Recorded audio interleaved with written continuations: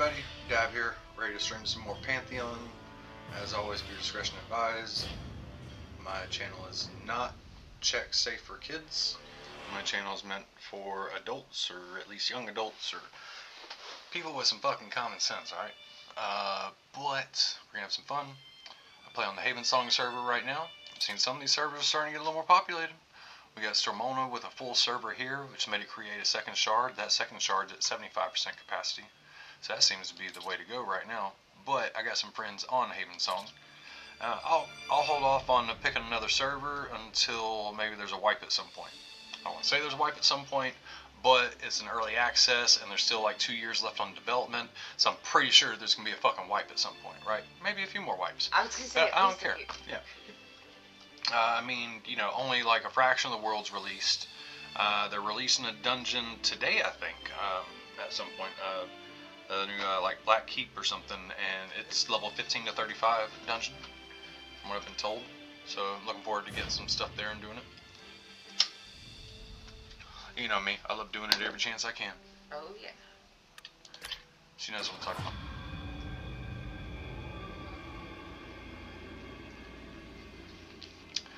Oh, they updated the character select screens. Oh shit. They always have the same fucking, like, screen. But I just got the screen now. Is it going to change every time? Or... Anyways, working on making all the characters. Still need to make an enchanter and a bard. Bard's not unlocked yet, but it's in the game. Well, you know, not unlocked to create, but some equipment says a bard can use it. So a bard's coming soon to a class selection near you. Yay, bard. Yep. Let's see. Monks are badasses, that's for sure. Rangers are badasses. Paladins are badasses. Jury is out on Druid. Great at healing. I don't know how kiting's going to be yet. Rogue is insane DPS, but squishy and soloing sucks so far. Haven't really done much there. Warrior, not explosive damage like a rogue, and soloing sucks because it's no healing. Yeah, so jury's out on that. I know Summoner's gonna be awesome. I just haven't played it much. Summoners can get to like summon, you know, pets, food, weapons. More importantly, you can summon corpses, so that's gonna be very helpful in this game. Yeah. Clerics are my all-time favorite. It's just level 1 because I know clerics are my all-time favorite. So I haven't played it yet. I mean, almost any game ever. Going back to, like in D&D, I was typically either a cleric or a warrior. Oddly enough, rarely a paladin. But cleric or warrior. Mainly because I like dual wielding. However, the warrior in this game doesn't dual wield. You either got a one-handed and a shield, or you got a two-handed sword, or a two-handed axe, or a two-handed mace. You know, Paladin, same thing. Dire Lord, same thing. Either one-handed shield or two-handed weapon. Ranger and rogues and monks are your dual-wielding melee DPS. So Ranger is like a little less of a tank. A little bit of an agile tank, some self-heals, and a lot of damage. But mainly looking to be range DPS. With some off-tank capacity, maybe? Anywho, we're getting into the Druid again, level 6. Gotta get it leveled up a little to get over to the area where my friend Tom's at. Because his monk could use a Druid healer. Raining. I got gray. So, oh, that's already down. There we go.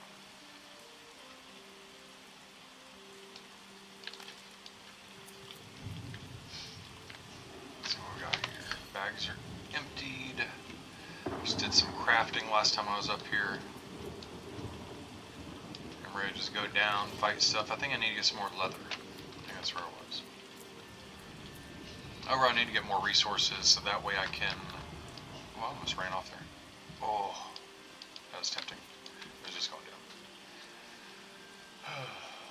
Yeah, I need leather to do some crafting quests. So far for the Druid, we got 2 types of healing. We put a debuff on the enemy where whenever it's hit with physical attacks or physical damage, it heals whoever did the physical damage. So that sounds amazing for a monk. And another one is damage absorption shield that whenever it expires or is consumed, it explodes for a heal.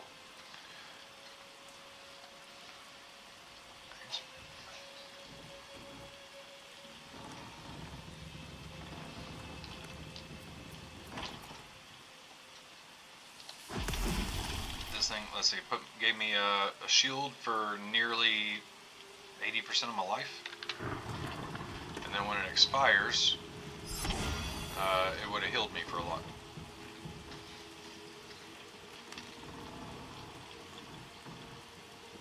Still hoping I get some type of like direct heal, immediate heal. If not, I'm trying to figure out how I'm gonna keep casters alive. Right? Just magic casters, they're sitting in the back. You know, like something's kicking the shit out of them. I mean, I guess I can put the bubble and heal on. I guess that is something, but yeah, I'd like to be able to just heal them. That'd be nice. 2 trade skills. You got leatherworking and carpentry. Leatherworking lets me make the leather armor that druids wear, and I can make backpacks. Carpentry, I can make shields that druids use, and I can make large storage boxes for the bank. So with that I need to find maple trees, and I need to kill a bunch of frogs and skin them.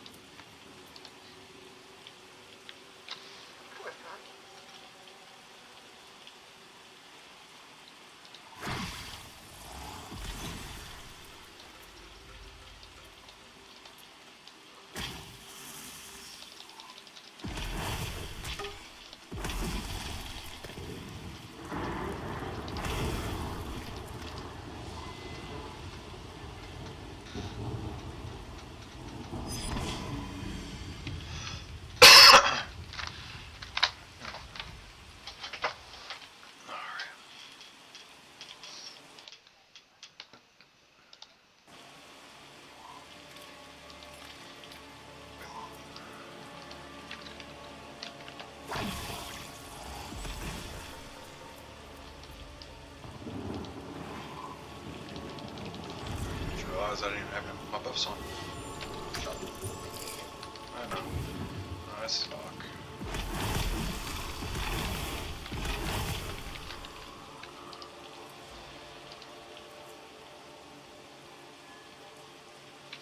Yeah. Healed me for 45.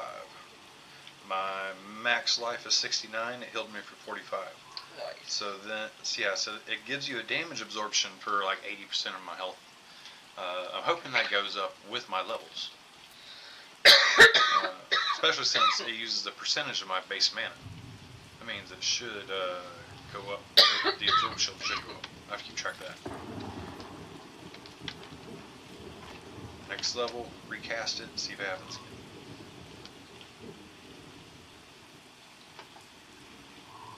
Oh, you know what? It has been a few levels. I've had this skill for a level or 2. Because the last skill I got was the dot damage over time. Nice, that means it is going up with my levels. That's what I wanted.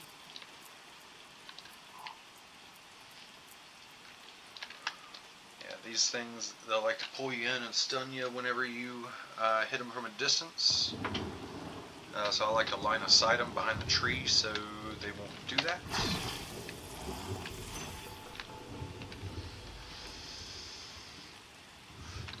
Then come around the bend.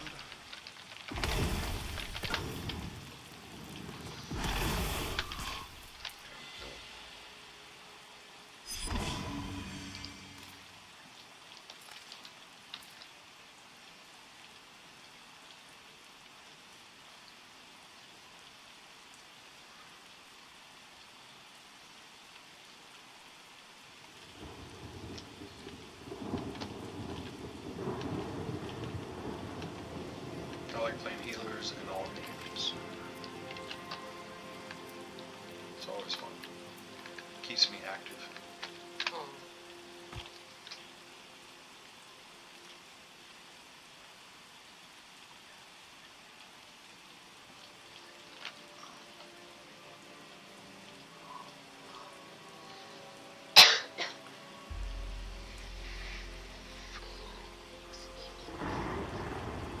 Alright, no one's watching right now. Someone inherited the future, because there's Tom and a few others, they like to watch them later sometimes if they miss the...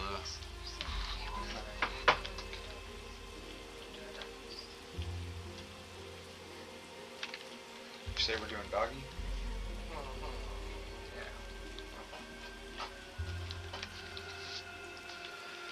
Woof, woof.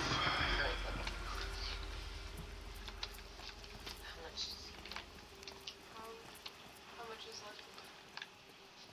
Usually a couple scoops and see if he eats it. If he eats it, a little more, because he didn't touch much this morning.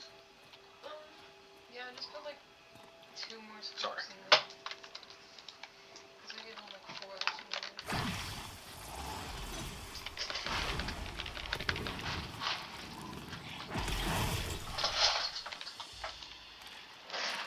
My bad. Wasn't trying to overstep.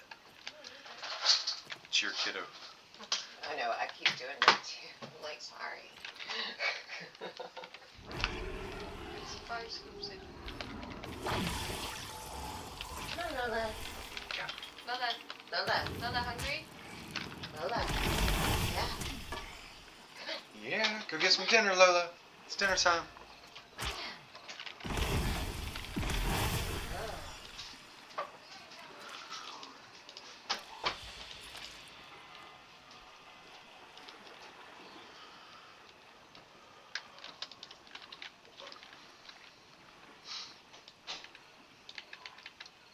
I need to get some comfy soon.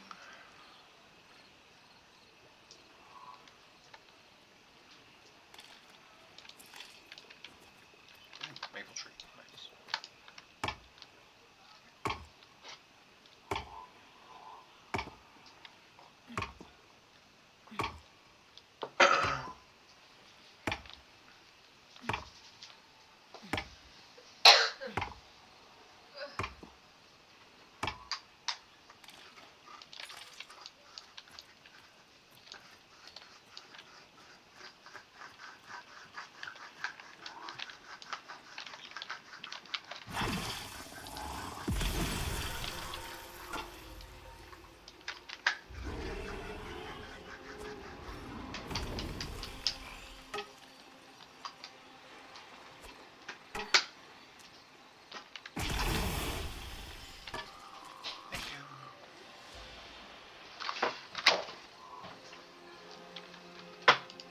Want to smoke a tiny bit more? I'm thinking about it. I don't know if I'm the only one wanting to smoke.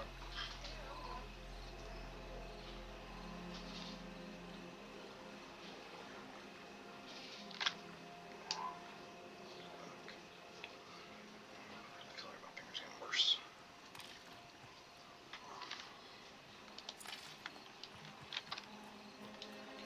Maple tree.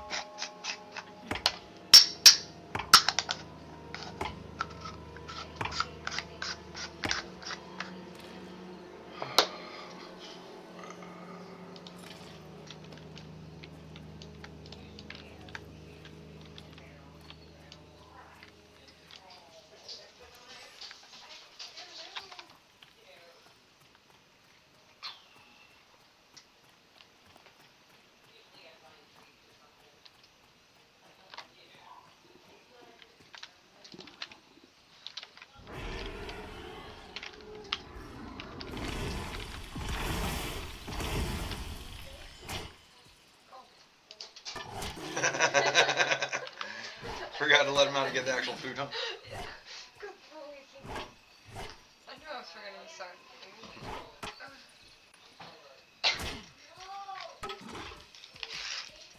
There we go.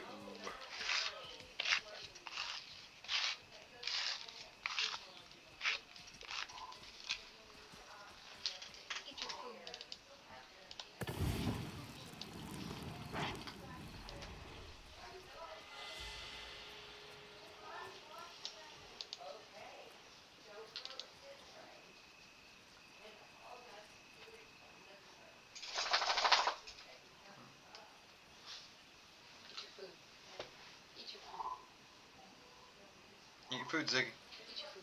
Dinner time. No, he's not calling you over Food. there.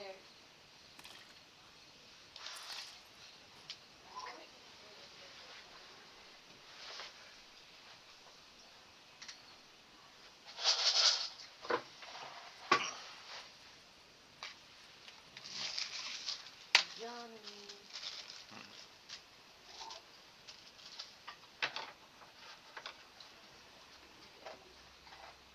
Good boy. Good boy. Hello out there. Hope you're having a good night. My night's a little better. Thought I was out of pot, but Mom got me some more pot.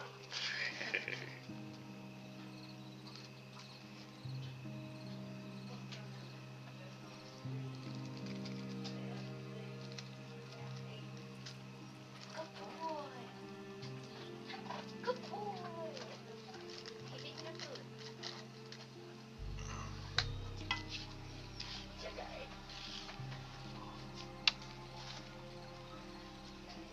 Sleeping for now.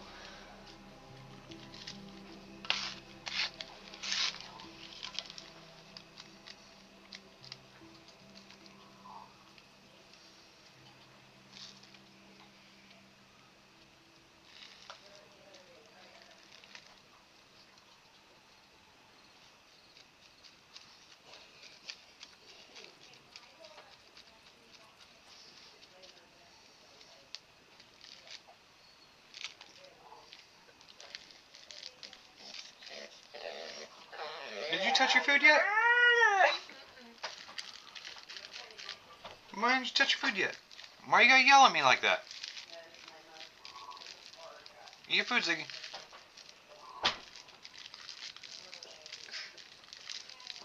Siggy, eat.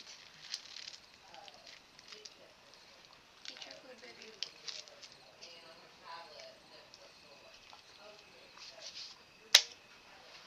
Hi. Where's your food? Go eat your food.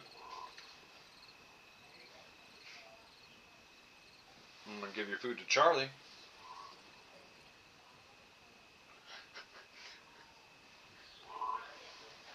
You want Charlie to eat your food? You go eat your food. You don't want this. I just got this. You go eat your food. That's what it was. He wanted to know what I had. He was curious what I was doing. He wanted to know if I had cheeses. Nosy. Oh my goodness. Oh my goodness. You big baby.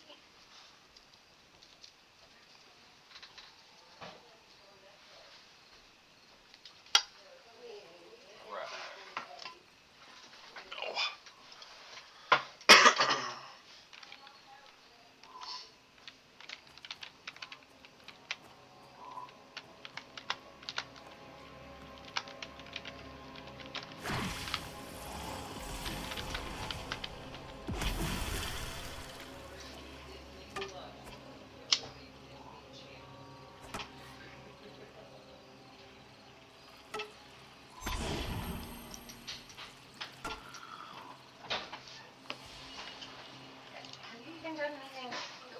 Mm-mm. You're a brat. He is. Even Lennon is eating his dog food. Because I was able to give him dog food, so. Yes. Go, eat your food. Eat your food. Look at that. I will. But you sniffing my hand. Like, I know you gave others something else. What am I getting? No. No. No, sir. Hey, Tony, how you doing? Doing all right? Living life over here in Tennessee now, you know.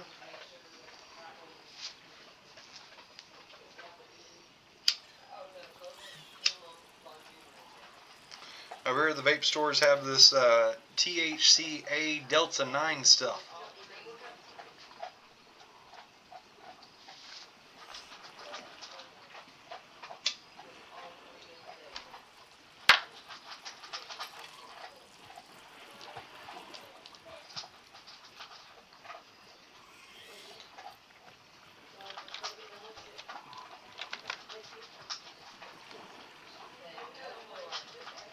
Very nice, very nice. Go. Off 24, south of Nashville. Yeah, go for it, go for it.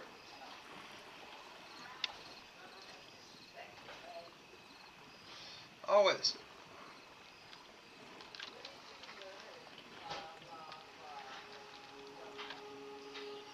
Especially if it's about the world. I'm always talking to people about the world.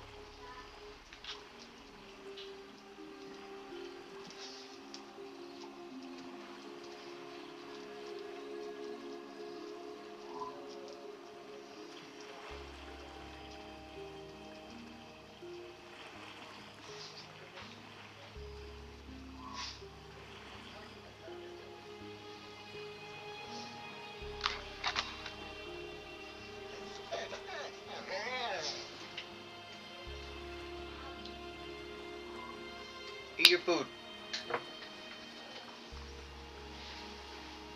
Eat, dude.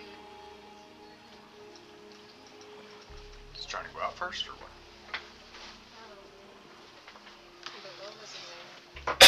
Yeah, I know. You have to. We might just have to kick Lola out later for him to eat again if he doesn't want to eat now. After Lola's done eating, then go out.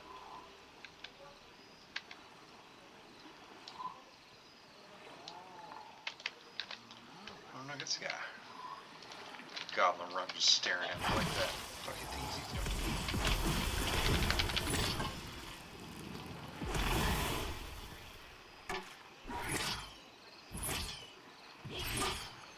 Oh, what's that, Tony?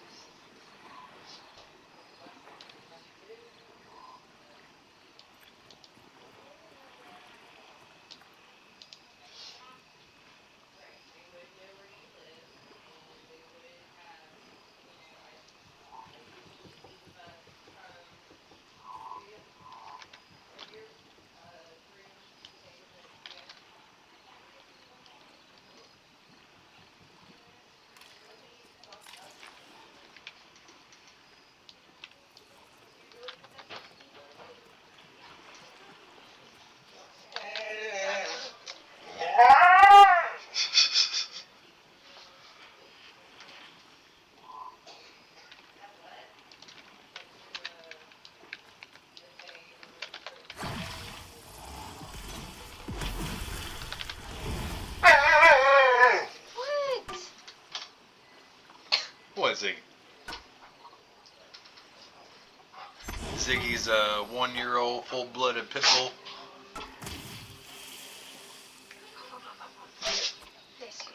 I hear you. You know, world's going to shit. You know, fucking seems like everybody's wanting to fight about something.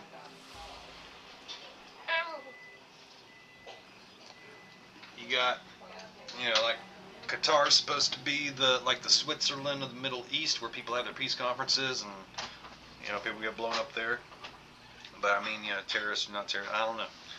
But peace negotiations are negotiations. Sorry, hold on one sec.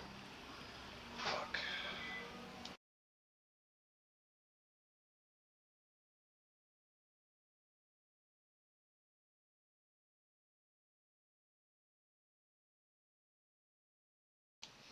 Sorry, I was being asked about dinner. Yeah.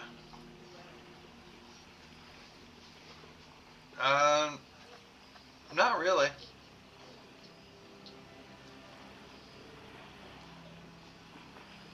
I don't think you did.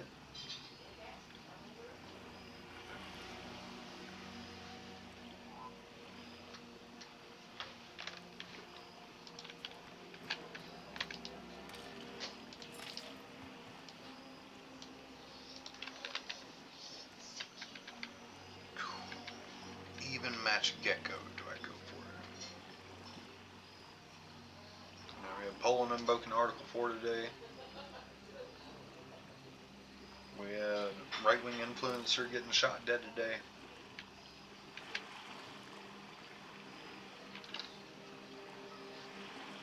Nobody has the right to be an executioner like that, based off political ideals that are just instigated by the 1%.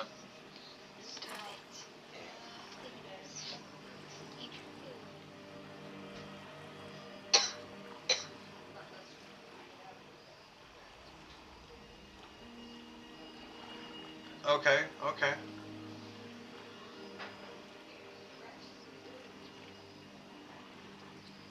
Okay.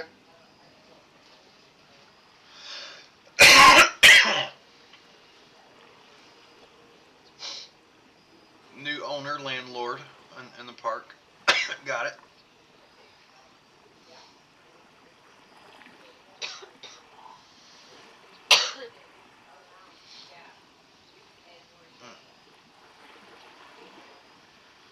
Just inside the place, just working on it inside, around all your electronics and all your valuables and stuff.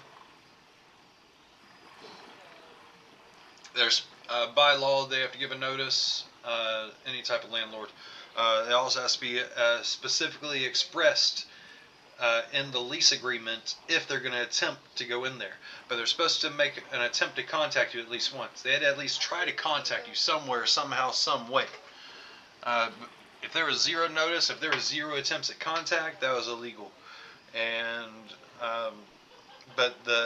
and your lease should specify what they're supposed to do.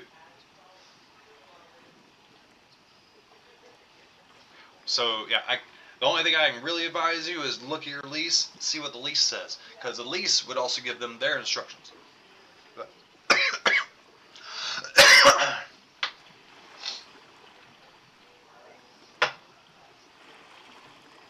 And then, not sure exactly where you start. Maybe it's a Better Business Bureau. Landlord, like, oh, let's see.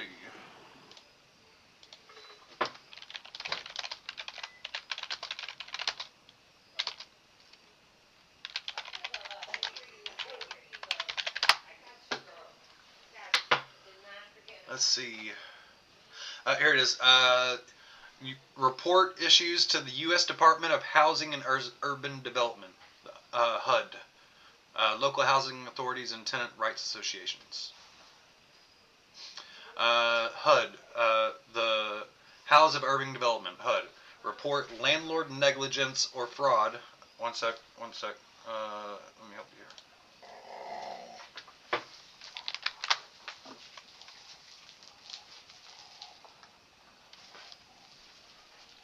Where'd it go? Dang it. Didn't work.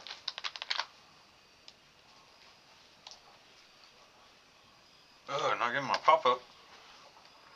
Where's my pop-up?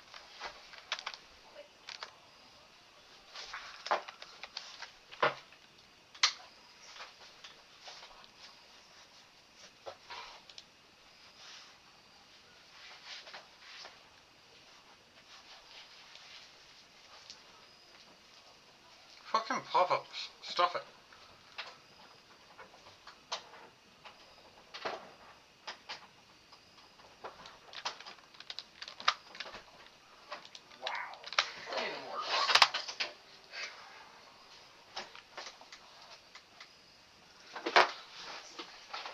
No, I was putting it up. Well, I mean, he ate some. Outside? Potty? Go outside. Let's go potty. Come on. Ziggy, outside. Ziggy, outside. Outside.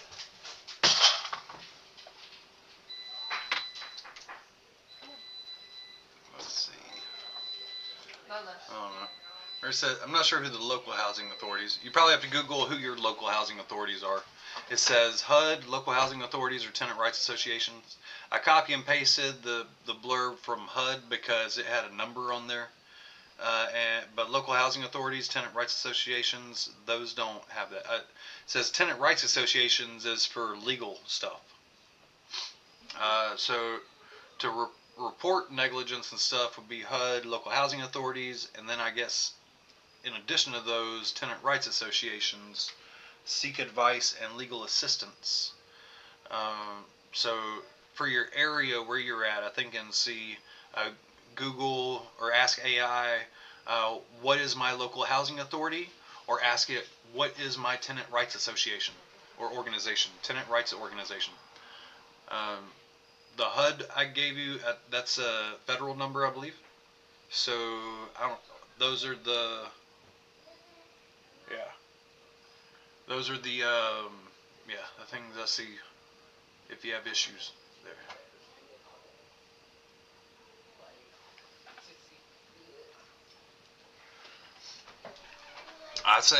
I recommend pursue stuff immediately. You could have cheaper rent in your future.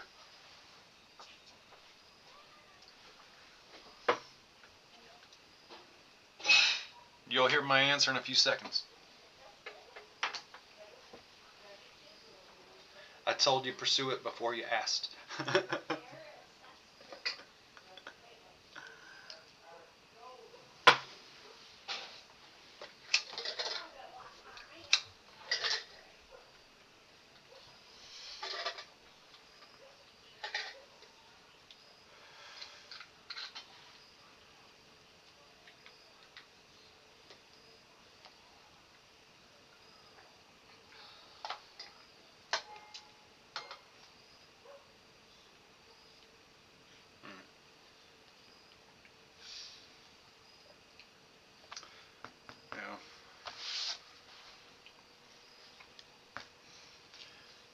Thought about guard dog? You have to get it trained. You have to handle the house while you're out. But I don't know. That can cause issues too. But yeah, you got an uneasy feeling from the supposed maintenance people that were in your house when you got home from work.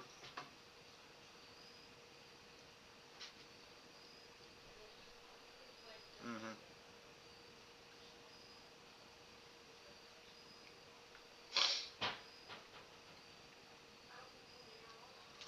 If it was me, I would start like leaving sex toys out and everything. You know? Yeah, like, alright. Bet. And I would also always make video evidence of and back up receipts for everything I own. Because I dealt with that recently with some theft. Where, to do your civil claim, you have to be able to provide receipts and proof of ownership. Literally possession's 9/10 of the law. Recently, I had some people steal some stuff and sell it, and it was like jokes on them though. Like I got the stuff through like loans, so that I have all types of like receipt trails that the shit was mine. So yeah, but yeah, back up what you got. Yeah.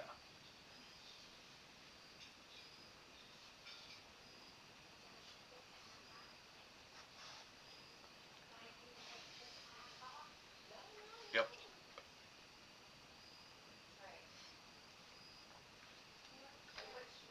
Mm. Oh yeah. You should definitely make your complaint known to the owner, and should be reported. Like, that guy wants to own places for people to live, needs to act right.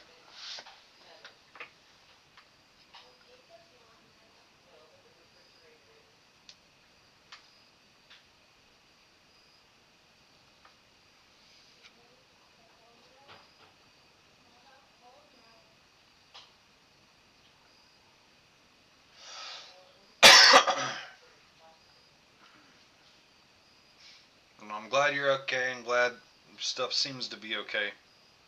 But yeah, that's not right. They owe you some type of notice. Like if you're paying money, they owe you some type of notice. You're welcome.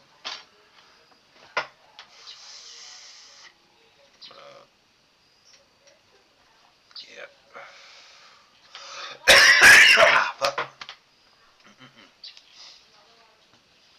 Hey, also, if anything happens to the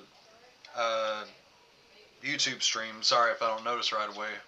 I'm streaming to both Twitch and YouTube, so it'll only tell me that the stream crashes if like both disconnect. I've had it happen a few times where seems like the YouTube messes up around 2 hours when I'm multi-streaming.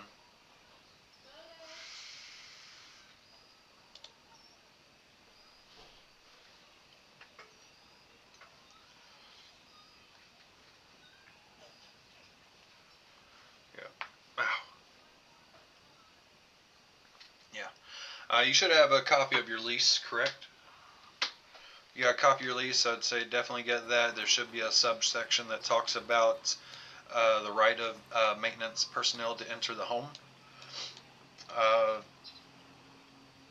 You should have it, I would think by law you should have it like a 24-hour notice, unless it's considered an emergency. Emergency being something like say an active water pipe burst, right? Someone has to get in that place right away and shut off or take care of the water, right? But pending in like some type of active maintenance emergency, they owe you at least 24 hours notice. Like, I know, I've been in the Army for a bit, but or was, but before that, I rented a lot of apartments, and I had apartments throughout my Army career.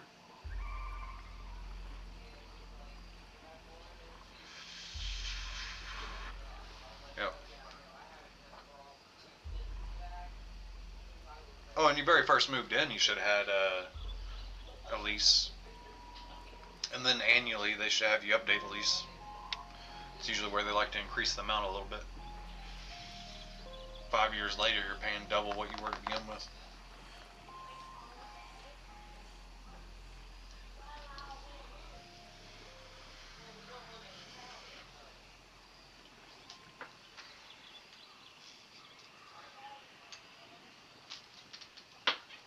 Hey Tom, doing alright? How you doing? Sitting here playing with the Druid.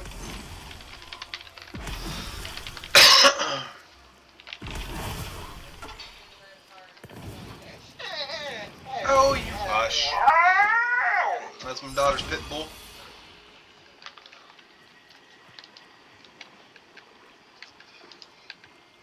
One of the 5 ended up coming out here to stay with us in Tennessee.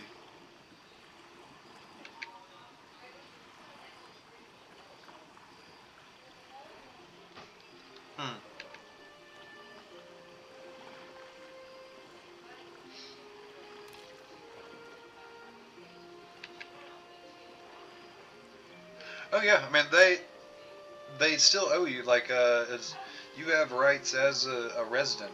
That's why, like, I gave you that 800 number for the federal number, and then there's instructions on there for your local area. But yeah, you have rights as a tenant, as someone that pays their U.S. dollars to someone in the U.S. for service. That person in the U.S. owes you that fucking service.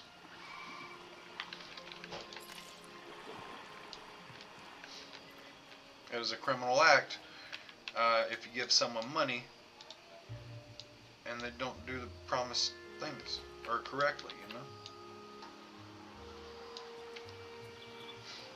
Hey, you totally report it.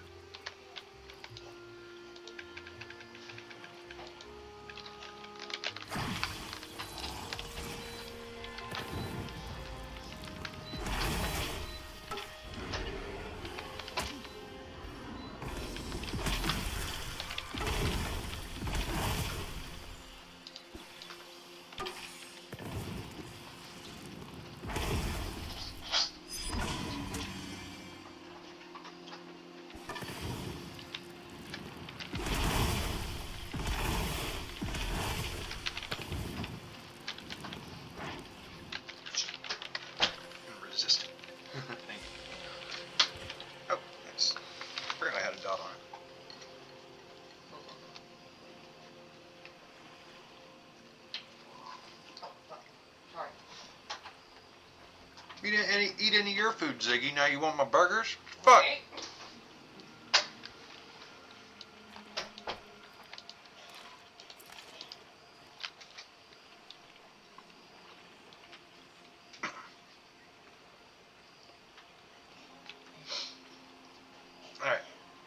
Have you heard of EverQuest? I'm sure you've heard of World of Warcraft. But EverQuest was the granddaddy of them all that like led to those. You know, the first true, well, you know, started out small online with local area network games like Diablo 1 or Baldur's Gate. But then the first big online game really was like Ultima Online. I'm not talking about the text-based games; those are different. But Ultima Online, like 3D environments. But then the first one that had you as like a character like this 3D environment, where Ultima Online was like top-down like Diablo. But this one, this type of environment, EverQuest was the first one to do it, right? But then, you know, that and the coding for EverQuest led to all those others after it. The coding for EverQuest led to RuneScape. It led to World of Warcraft. It led to Final Fantasy 11. You know, so the coding for EverQuest and the ideas for EverQuest led to all that. Well, this game's called Pantheon: Rise of the Fallen. The inventors and creators of the original EverQuest created it. So it's going back to the roots where it's a bit of a challenging experience, and you know, like currently, well, so it still has nearly 2 years left in early access. There's still a lot of the game left to be released. My goal is to become an expert on it over the 2 years and have, you know, a lot of content out there for when it gets released. Still playing Wizard. You know, just had a 6-month membership renew, I believe. But so this game, sorry, I was eating. It is hard. It's not for the weak of heart or the faint of heart. Currently, there's no map. There's no mini map. You can do /LOC, stands for location. That gives you grid coordinates, X, Y, and Z, and or well, X, Z, Y as it reads, or X, Z, Y, Z. But yeah, when you die, you can lose experience. You got to retrieve your corpse. You keep your equipped gear on you, but all your bags and all your money that you had on you, that's on your corpse. So you gotta do corpse runs. You gotta actually learn the terrain because there's no map or mini-map. There's no quest arrow. There's no quest markers over people's heads. You gotta go around and try to talk to people like it was an original Final Fantasy game or something.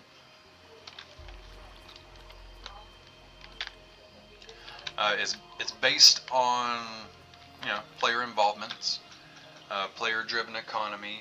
You know, players will stand in an area, community, and you know, talk about or put in chat what they're trying to sell. You know, like that's how auctions are done, if it follows everything EverQuest did.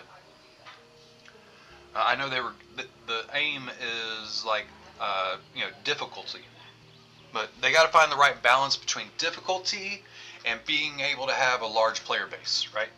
Because if the difficulty's too high, it'll really limit the player base. You know, like you after level 5, when you die, you can lose experience. So you can literally hit level 5, get killed, and become level 4 again. There are 2 servers that are PvP.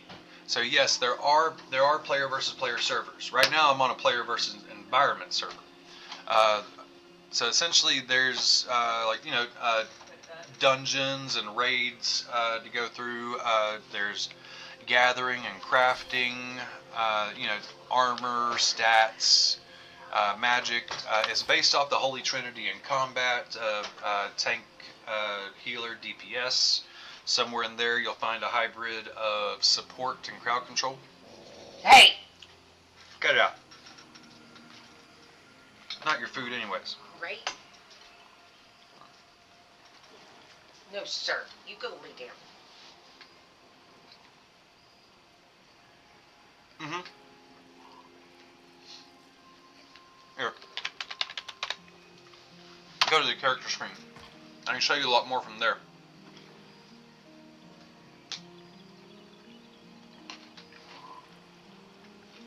Sorry, guys. That's me.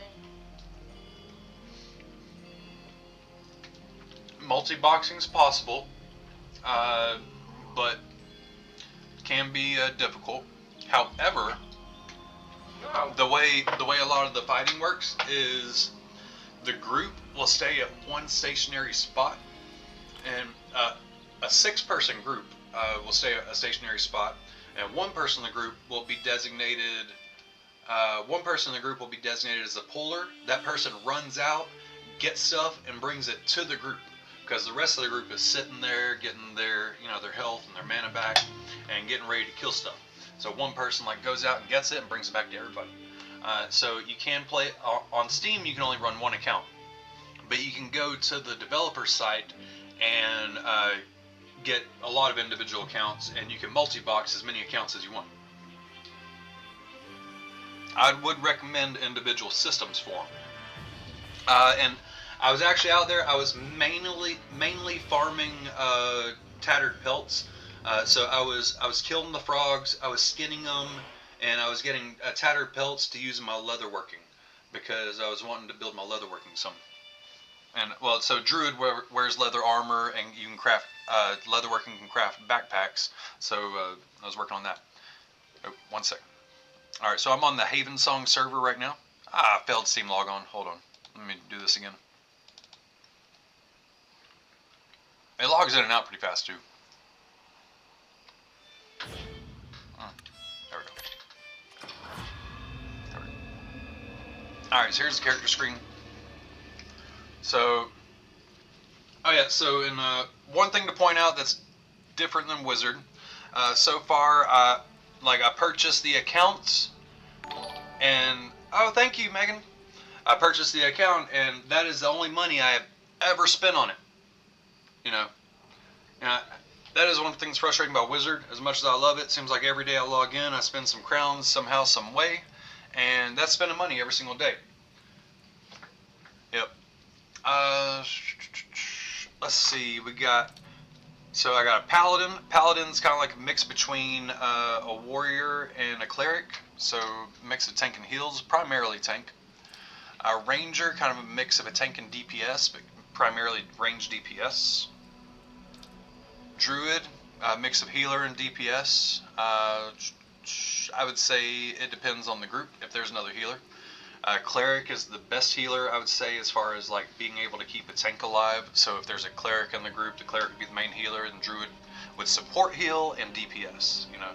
Think of 6-person groups in a different kind of, in a combination of people in each group. But yeah, let's see. I'm going to create, so current races. I'm expecting maybe some more races. I know there's another class coming. Some of the items say a bard can use the item, but it doesn't have bard available yet, right? So current races, we got human, elf, halfling, ogre, dwarf, and dark mirror, which is kind of like dark elf, but not dark elf. It's more like erudite if you ever played EverQuest. They're the intellect race. But anyways, so you got humans are like a jack of all trades. So over here you got their stats. You get 2 points to assign anywhere. Whatever class you pick will control that. Humans are a jack of all trades. So they can be almost everything. Warrior, pretty much pure tank. Fights with either sword and shield or two-hander. Monk, offensive tank, DPS. Cleric, probably best healer, extra damage to undead. Rogue, one of the top melee DPSs. Can hide, do stuff like that, place traps, do some crowd control. Wizard, probably highest caster damage. Can also do some buffs and teleport. So there's a lot of hoofing it, traveling around on feet. Wizards and druids are able to teleport groups around across the world, right?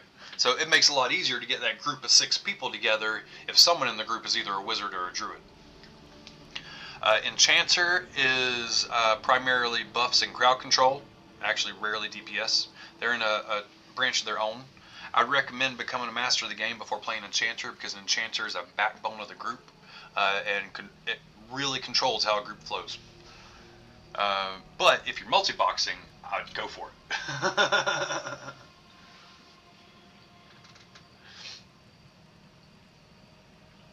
Yeah, so like if you decide to try this, yeah, you'd buy it if you do your 3 accounts like normal.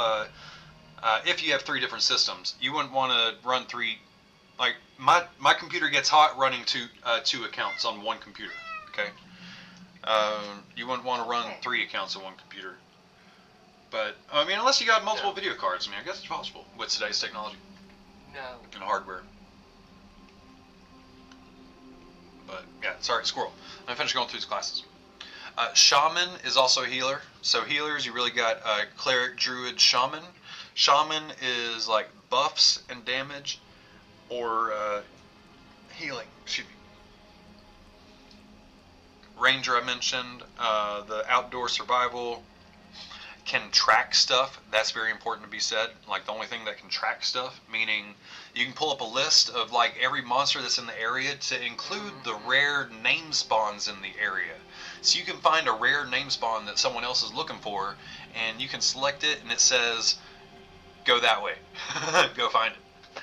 Let's see.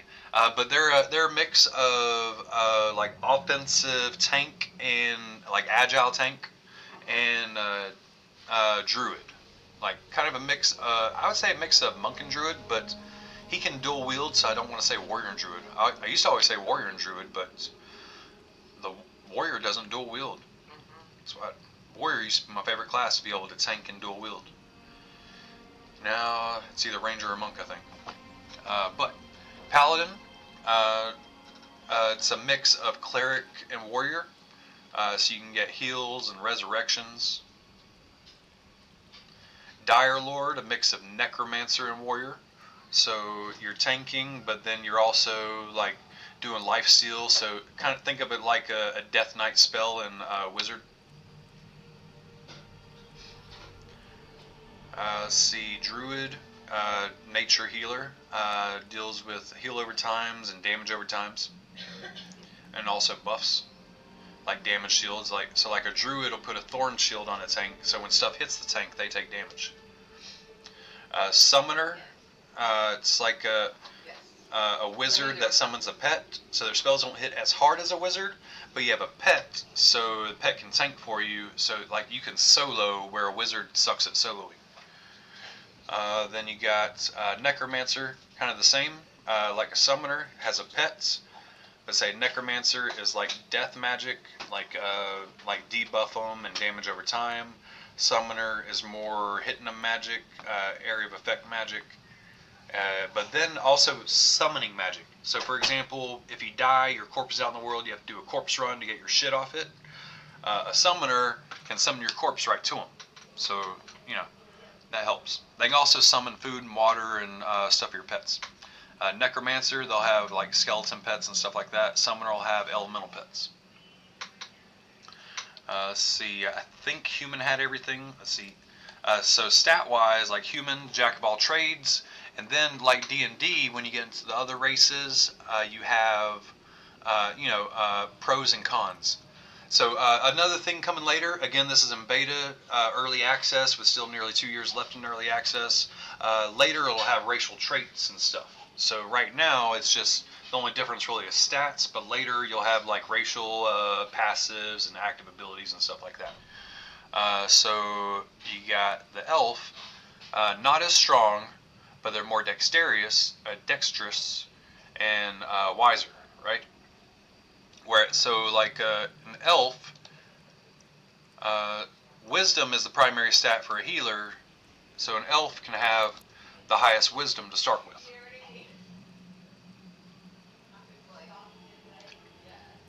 Whereas Darkmirrors, they have the highest intellect. Oh, yeah, wizard.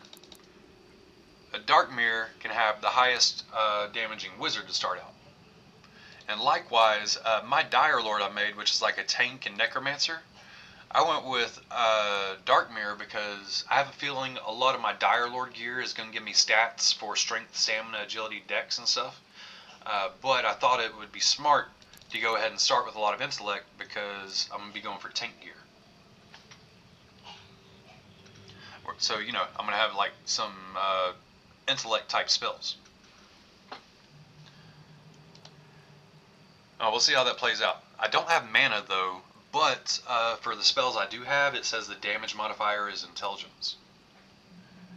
Alright, dwarf, short, stout, high constitution, which is armor class and crowd control resilience, and good strength and stamina. Not very agile, so don't expect to dodge. Not very dexterous, don't expect to, I mean, you know, it'd be alright. 5's kind of average. And we got halflings. Halflings are the most agile and dexterous. Stamina is good too. So like say my rogue is a halfling. My rogue, I just, you know, that's where you can get the best dexterity starting out with the rogue.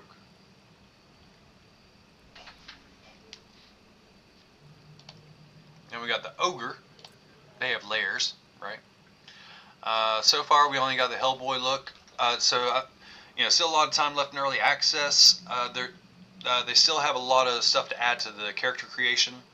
There's just a couple placeholders, so you can't really do much.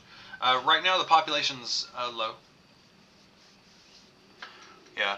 Well, right now, you know, say EverQuest has more hair options right now than this has, right? But in the there's going to be more coming in the future. But you know, the coding for character creation already exists, right? Their focus right now is creating the stuff that doesn't exist. At least from someone that has a bachelor's in IT, that is what I would think, right? But the ogre, you know, these are the big boys, the strong boys, right? So I got a warrior, and just gave him that. I thought it'd be fun, right?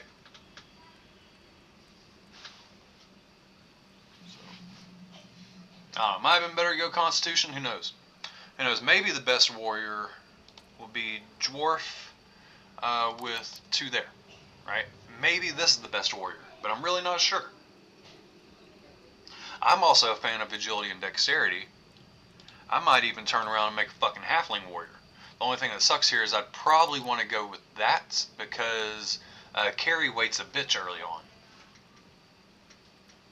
But honestly, I'd be fine keeping that 5 and going probably there with agility.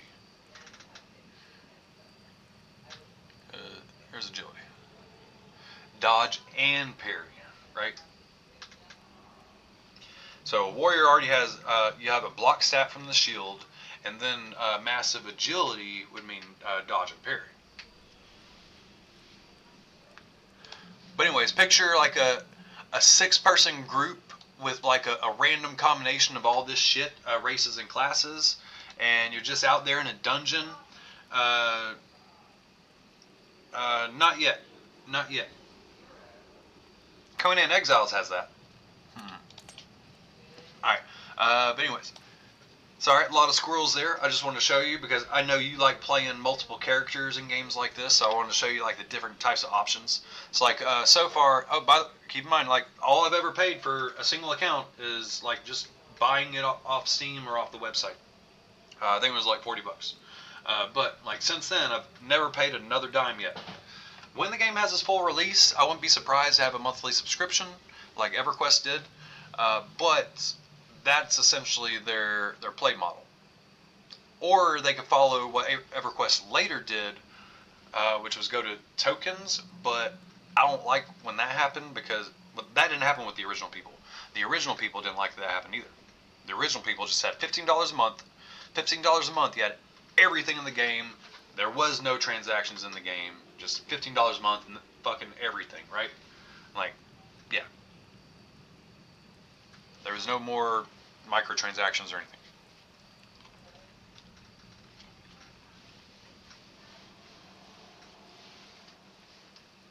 Burger's getting cold. I'm shutting the camera while I destroy the shit out of it.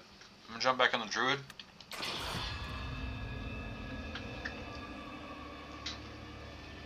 Nola. Nola.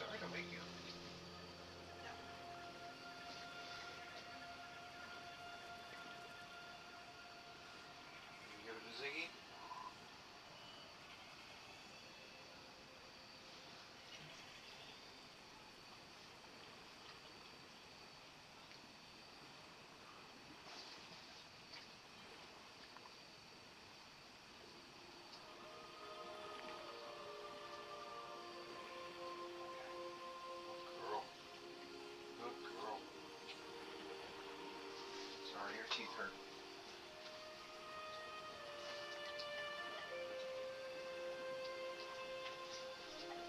Oh, these dogs.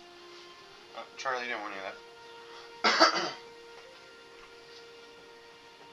Hold on. Gotta wipe my hands off. Just got done ripping apart part of a burger to split between the dogs. We got my lab Lola and my daughter's actually pit bull Ziggy in here.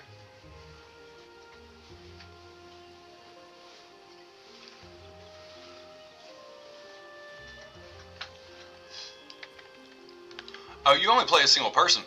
This is an MMO played with people all around the world. Just like Wizard. So, Tom has a character on here. Are you on, Tom?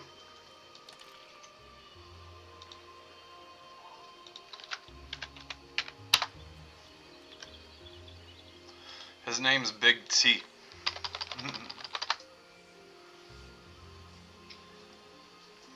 Charlie eats bread.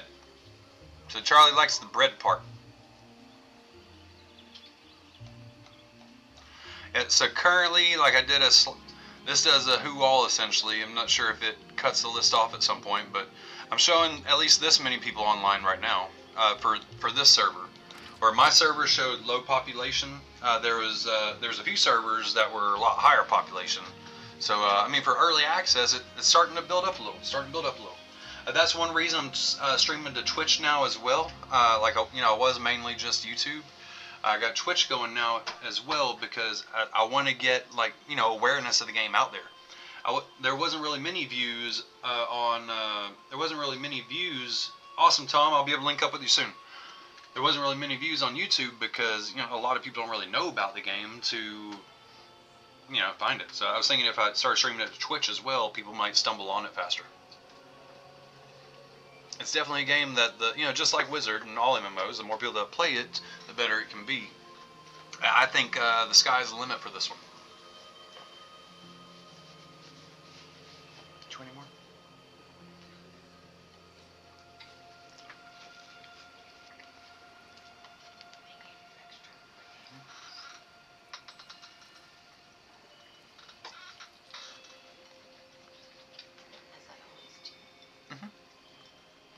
I'd already split some of the first one with them too.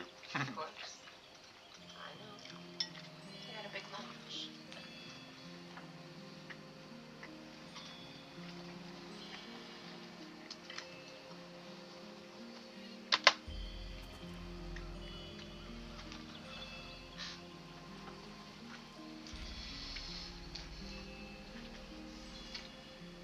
Fuck, why you up and put me on a spot like that, Tony?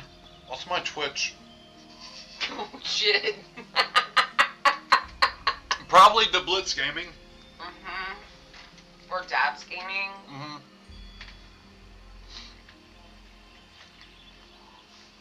Hold on. I'm just gonna. It's should add both of them. The Blitz. Yeah. Yeah, the Blitzgaming.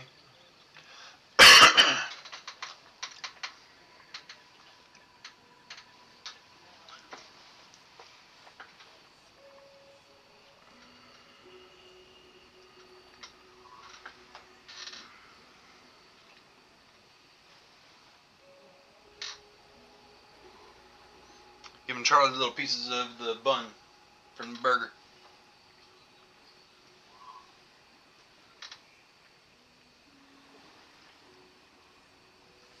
Okay.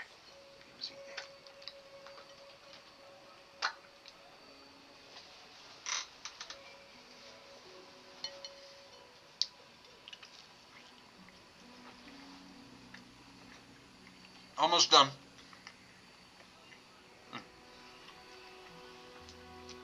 Hello, hello. That's the wifey.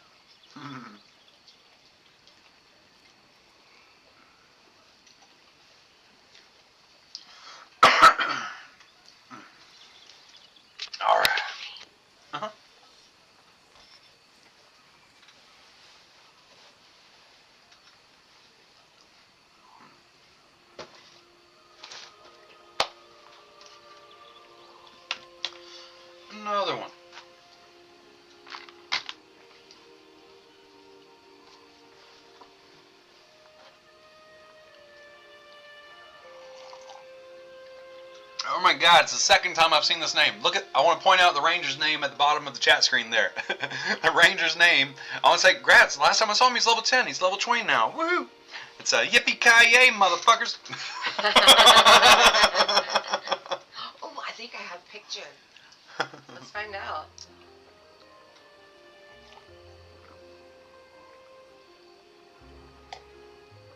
Oh, coffee.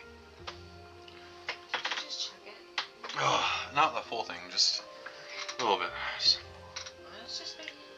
Well, I didn't drink anything really the whole time I was eating burgers, so. I got a Coke there. I don't know why I chose to chug the coffee some instead of the Coke.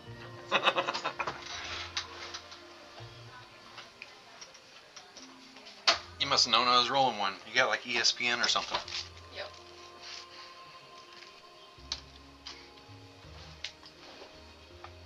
Or something.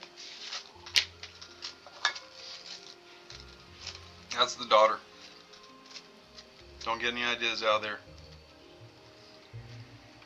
I can get a headshot at 300 meters with no scope.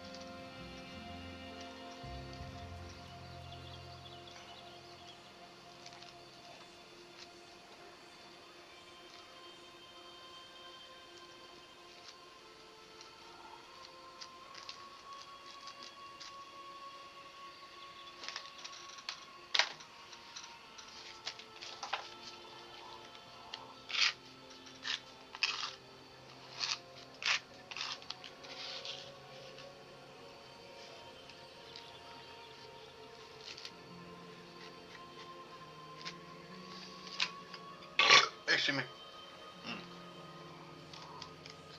I don't know. She found me somehow. She's done that a few times in her life, though. Yes.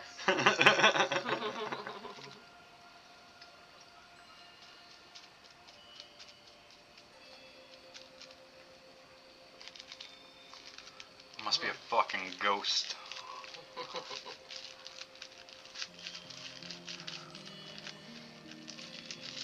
Hold on, let's.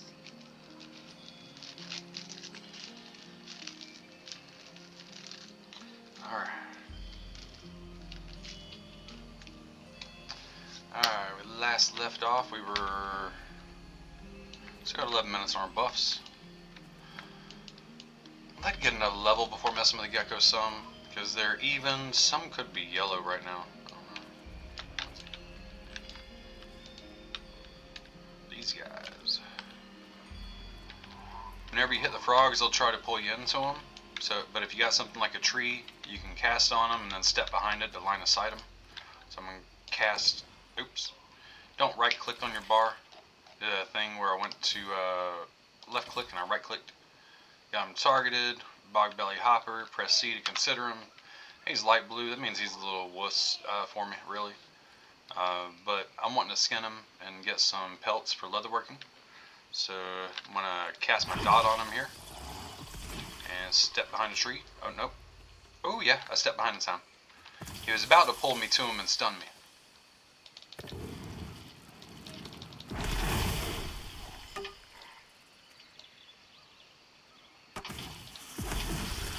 Right there for that heal, it put an absorption shield on me, and when it expires or gets used up, I'll get a little heal cast on me.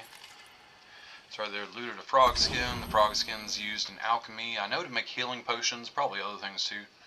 But right now I'm skinning it and hoping for tattered pelts. I think my skill's still pretty low, so I'm getting like one at a time. There you go, Tony.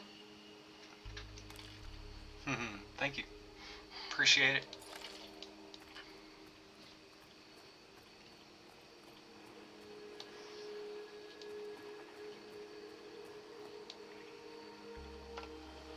Should have been on the stream, right? Yeah, and so at the very bottom is my experience bar. So overall, like you find activities you go out and do, whether it's like you can go into a dungeon that has a boss with an item that you really want, and you know you can get a group of 6 people there. Everybody's camping there. You're trying to like find different bosses and pull them to you, or you know the puller pulls stuff from the dungeon to where the group's at. You could have multiple groups in the same dungeon, and they're in different places. What's called camping in different areas. And then you know each group has a puller that's going out and getting stuff and bringing it there. And the goal is to get the named stuff in the dungeons and bring them to your group. And they'll respawn every once in a while. And you want to bring those to your group because they have a chance of having the magic items on them. Or, you know, best in slot gear for that level and dungeon, whatever. Come on, this way. You gotta take the corner. You also get crafting recipes as drops in this game. Mainly from chests so far, but also from some names. I don't want to say all, I wish it was all, but so far, not all.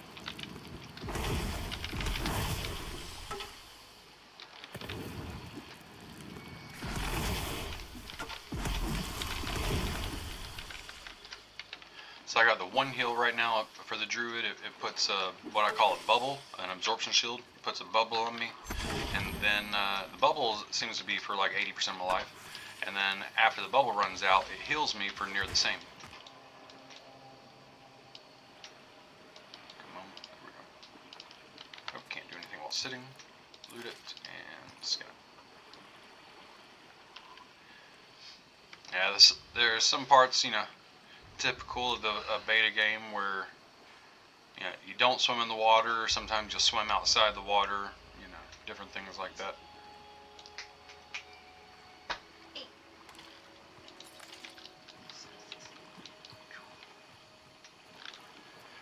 This game where if you're some type of caster, you got to sit down to increase your mana regen.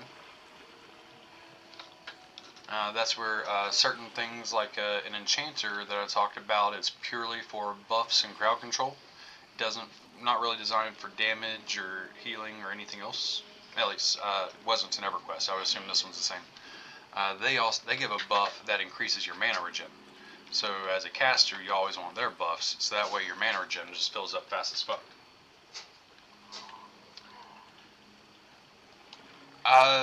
Well, sometimes you can get stuck because of that, but they got a thing on here where you just type /stuck. Oh, hold on. So, /stuck, and it sends you back a little bit, you know.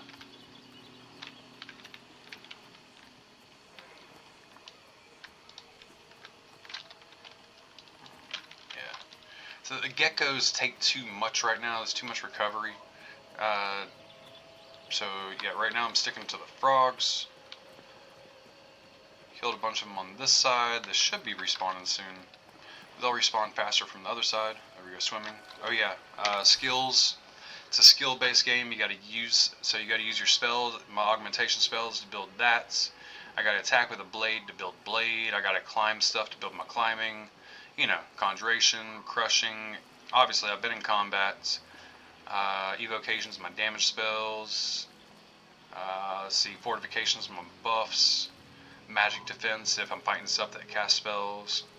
Restorations, my healing spells. Yeah, sprinting, swimming. And then trade skills too. You get all of the gatherings, but you only get 2 of the craftings. So there's, let's see.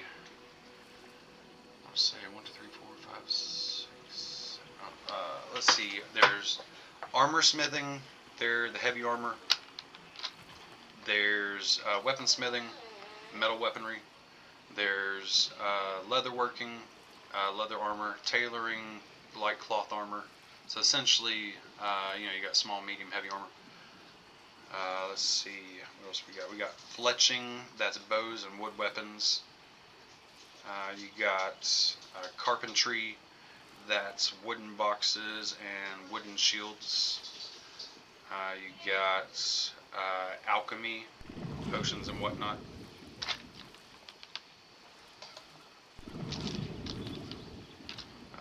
got cooking, because you got to eat and drink, so you can make you can cook food and drink that gives buffs.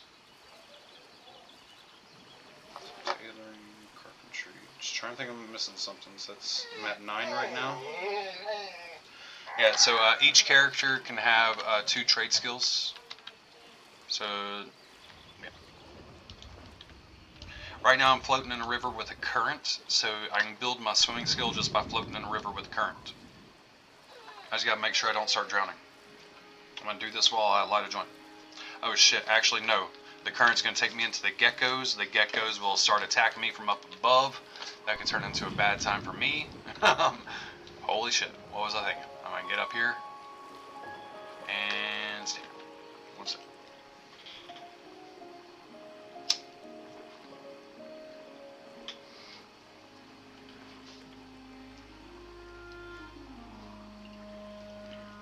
Well, I didn't see the blue bar up here, so like holding shift and moving lets you run. That gives you your stamina bar. Also, when you're climbing, you got your stamina bar. Hold on. So it's like climbing. Hey. No. Let's see. So, yeah, those are your stamina bars. But when you're underwater, let me actually like try to swim down to the bottom. See the blue bar? The blue bar is your breath. There we go. Guess I had to get to a part where it was deeper. Yeah. If the blue bar runs out, you'll start taking some damage.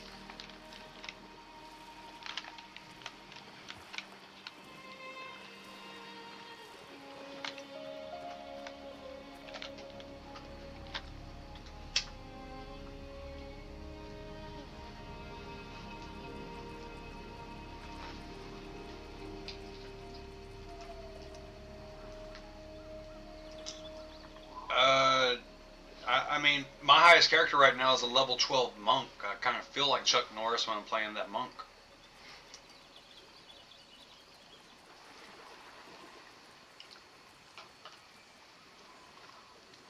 Monk's a fucking badass. Like, level 12 and like, I have like 8 buttons on the bottom that all do damage. So like, I start a fight and I'm just like, pop, pop, pop, pop, pop, pop, pop, pop, pop.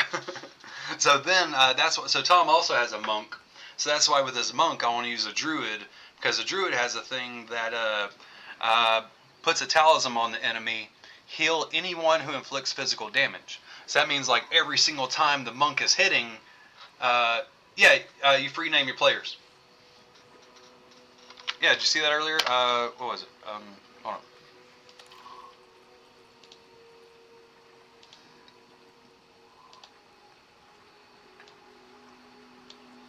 Look, yippee-ki-yay, motherfucker. Right there.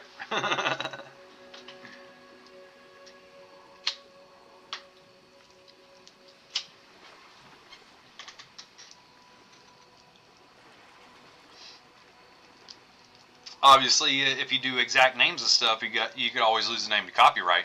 Like if the real person out there in the world or something is like, that's my name, I want to use it. Because, you know, actors and celebrities, they like to play games too. You know. So if someone in Chuck Norris's family want to make a character named Chuck Norris, they're like, hey, copyright. Hey, video game company, my name. So that can happen, I guess.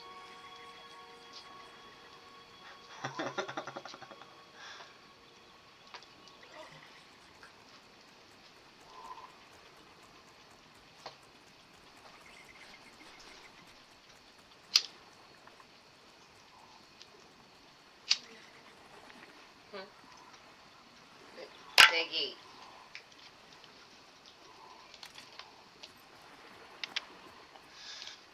Alright, here's how I fast travel.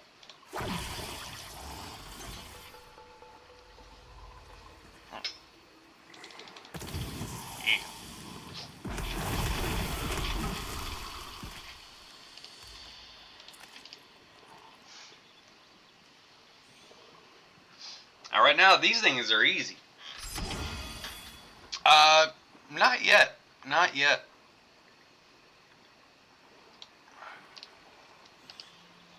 Oh, what the heck? Okay.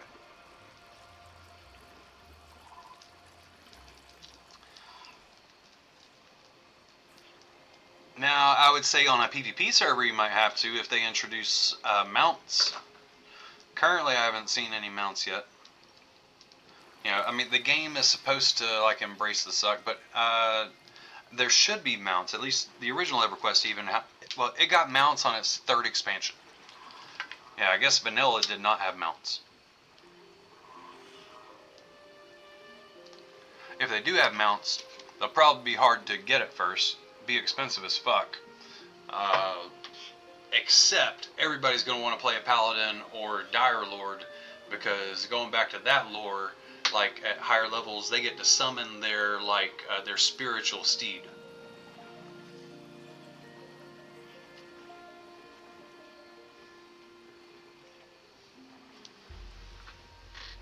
Yeah, I think. What the fuck you doing? Lay down. Sit. Stay. You're not jumping up here again. Don't even try. Don't even. You were in here when you did that other. Yeah. Okay. Pitbull is like, I'm coming up in your lap from under the keyboard. I'm like, no the fuck you're not this time. Last time you whacked your head.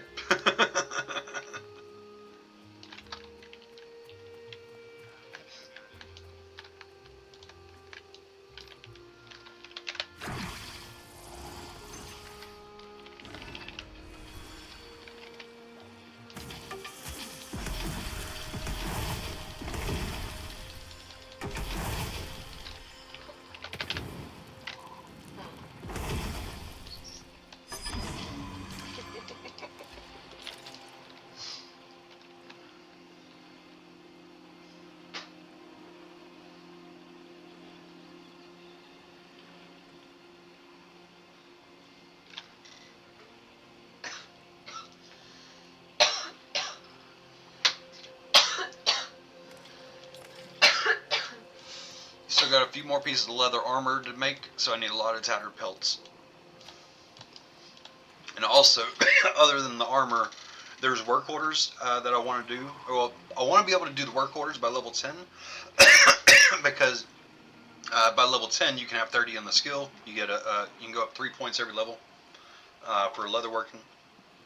And at level 30 leatherworking, I can get recipes to make magic items. But in order to learn the recipes, I have to do a lot of work orders, some repeatable quests for crafting. So I need a lot of tattered pelts. So I'm farming stuff I can skin, you know. In the process, getting experience and working on my level.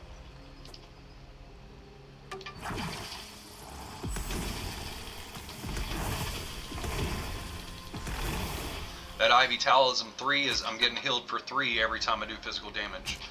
My melee attack is physical, and then my alt 1 is physical. So you have 3 different bars. So you got your spell bar, you have your like technique bar, and then you have your, I guess what you think like your buff and support bar. They automatically go there. You can move stuff between the bar, but you can't change stuff between different bars. This bar is 1 through, let's see, 1, 2, 3, 4, 5, 6, 7, 8, and the grave symbol for attacking. The A is Alt, so I can use Alt 1 through Alt 4 for those. The S is Shift, so you can use Shift 1 through Shift 6 right there.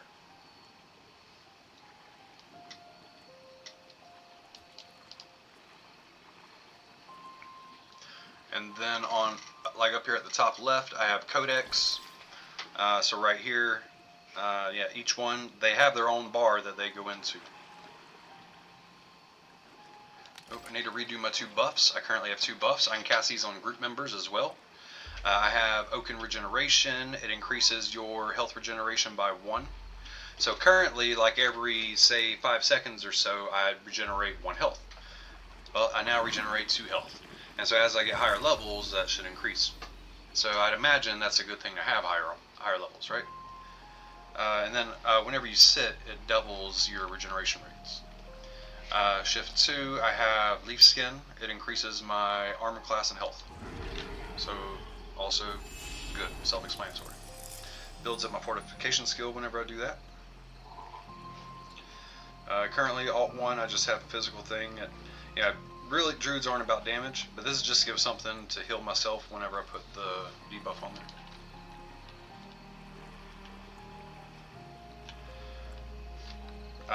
So following what EverQuest does, I notice the skill line has a thing called dots and snares, dots damage over times.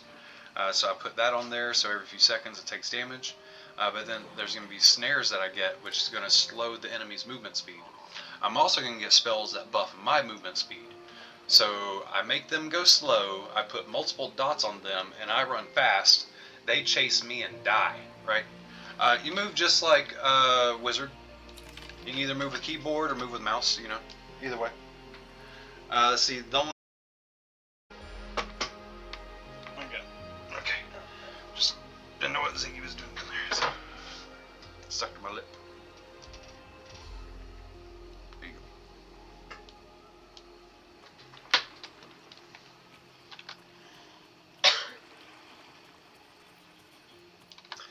I recommend always going for humanoids early on because they have a lot of good loot. But right now, I'm going for other stuff. I've already started doing pretty good on a few characters.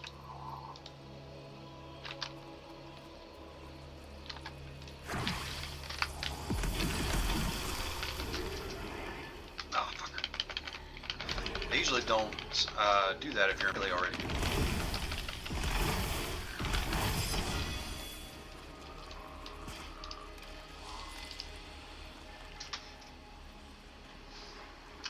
Yeah, day and night phasing, and some places have different NPCs and different monsters with day and night phasing.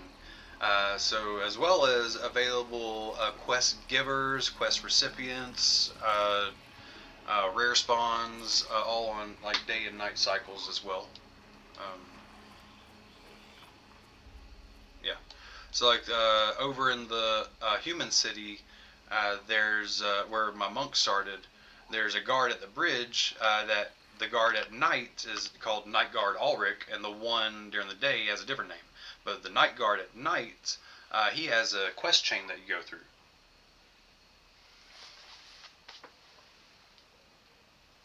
Oh yeah, and don't let these little things I'm fighting right now fool you. There's things that look easy as hell, but like say I target something like this guy. Jungle Forager, I press C to consider him. In green, white is the same level as me.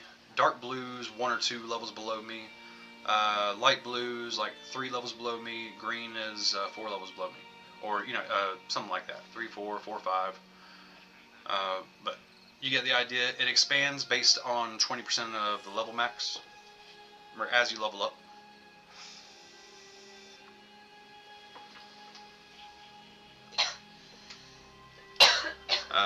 But see how this one says Jungle Forager is indifferent to your presence. That means I can walk around him without him hitting me. It'll say glares at you threateningly or scowls ready to attack or something like that if he's going to hit you. Be relatively safe fight. Now some of them will say underneath, this foe requires a group of adventurers. So even if it's light green or gray or something underneath it, like if it says requires a group of adventurers, after level 10, it requires a fucking group of adventurers. Or you're going to get your ass kicked. I mean, unless you, like, greatly outlevel it. But, at max level, you can't outlevel max level. So if you're max level, and which right now I think is 50, if it says requires a group of adventurers, it requires a group of level 50 adventurers. Maybe 40, 50, who knows. Jute is used for tailoring and also supports leatherworking.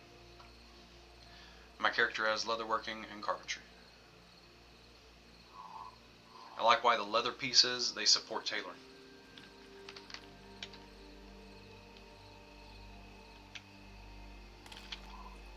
I think they can both support armor smithing. Humanoids like the skeletons and the goblins. Just want to show you real quick that they typically have copper.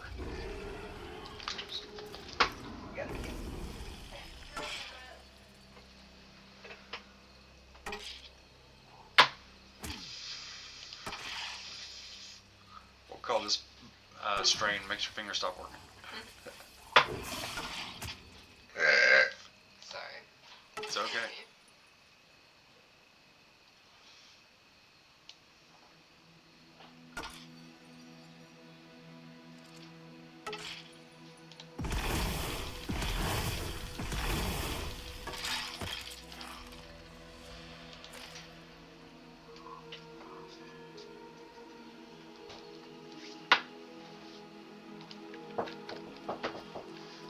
Hello, men.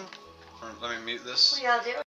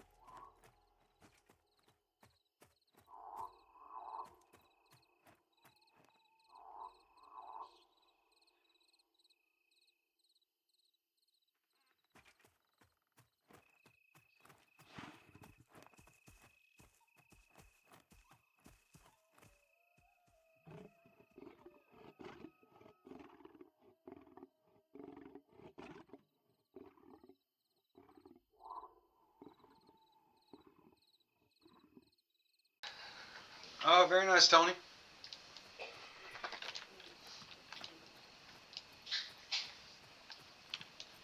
I bet it saves you a bit of time. Yes, it really depends on how much questing you have to do. Nice. The other day I finally got team manager on the Life Wizard. Finally hit that the 1,000 kiosk.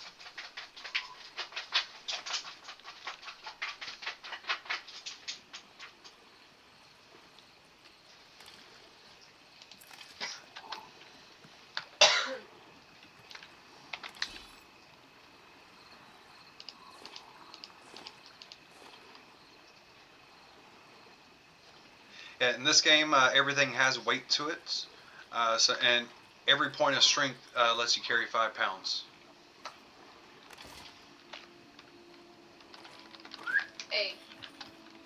You know, it's sir. like so an ogre could literally carry twice what a halfling No. can starting out. Then as you go up in levels, you can get more points in strength. You know.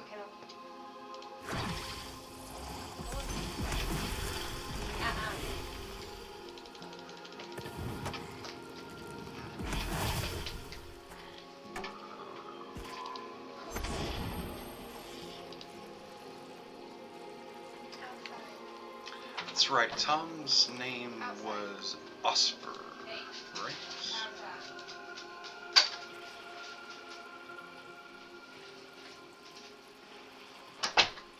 Are you still on your paladin, Tom? I don't see it.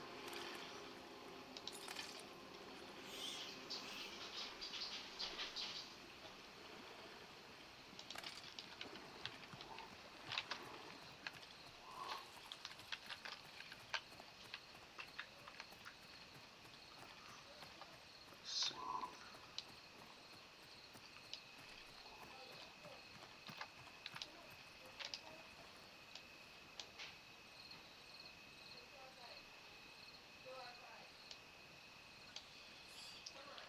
Let's see. Sometime. All right, I got the level of detail distance down because sometimes it increases the fog in the elf area when it's up. I don't know. I do like it more having it up.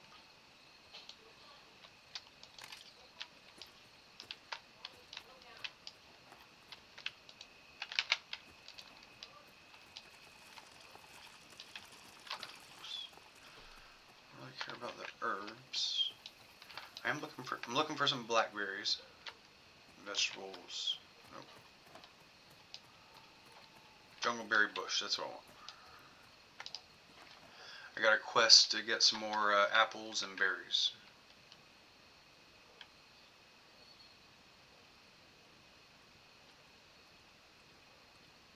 Oh, I got you.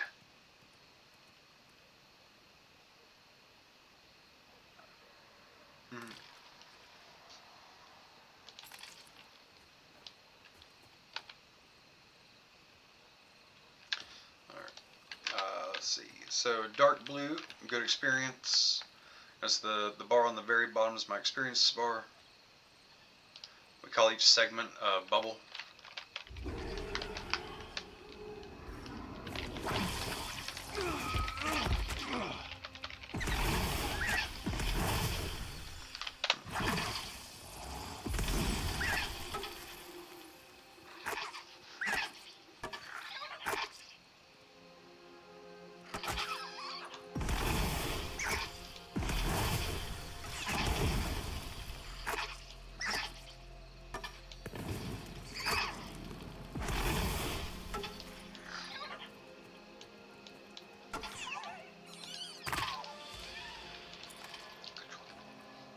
And if you're both doing melee, and I've mentioned this on the last stream, if you're both doing melee and casting spells, the most optimal thing to do is to swing and then start casting right after you swing.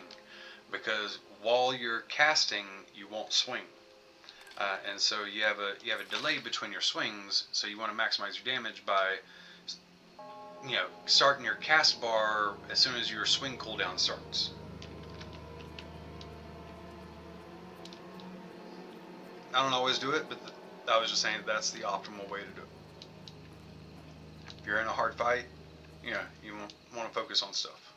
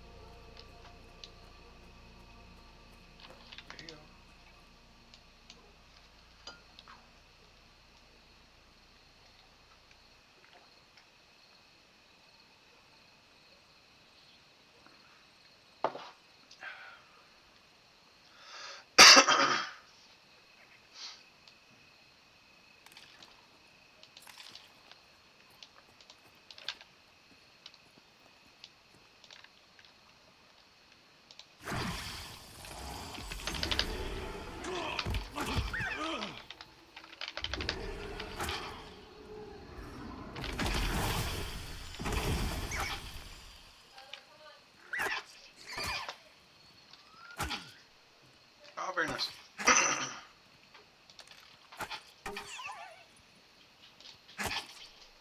There's Osfer.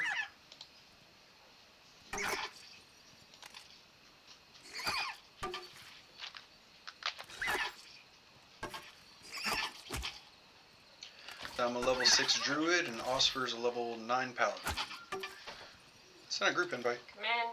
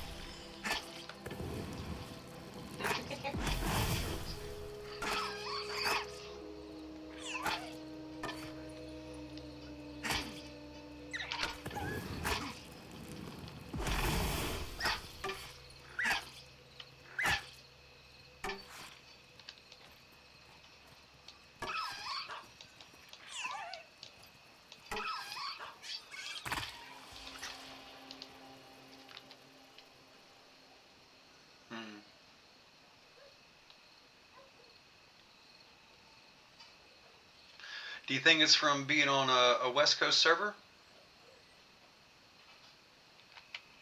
We can jump over to an East Coast server if you want, Tom.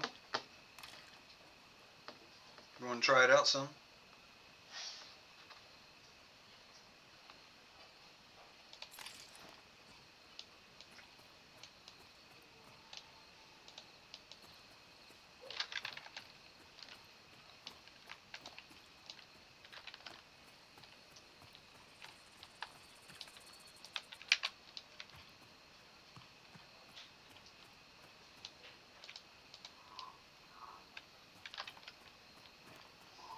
Yeah, you know me, I play just to play. I totally wouldn't give a shit to start from scratch. Alright, you're getting disconnected every 20 or 30 minutes. And you're in Eastern time zone, right, Tom?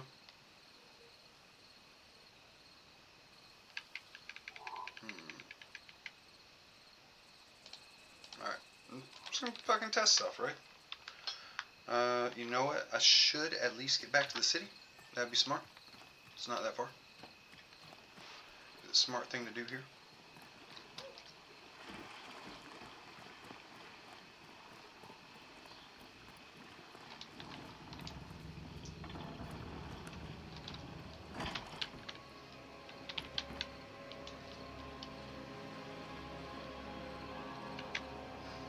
But now what character do I make? Shit.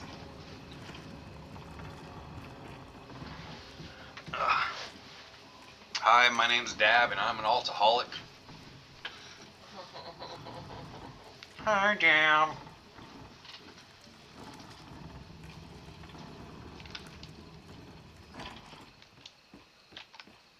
Here's Osfer.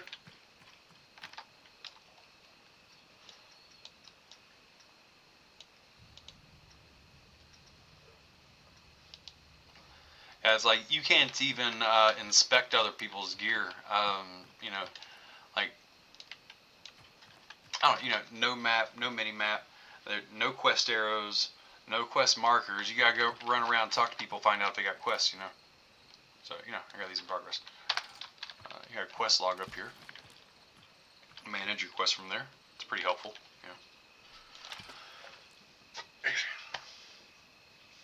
know. All right. So I am going to hit the power button right here, which says exit, but it will, and it says you control click to quit immediately, but you don't want to do that. You just want to click it once, and it does a 30-second camp, and it should take you back to the server select screen, and we shall choose the server. Alright, I know Tom should have a 20-second delay from me. There we go. That was almost on cue.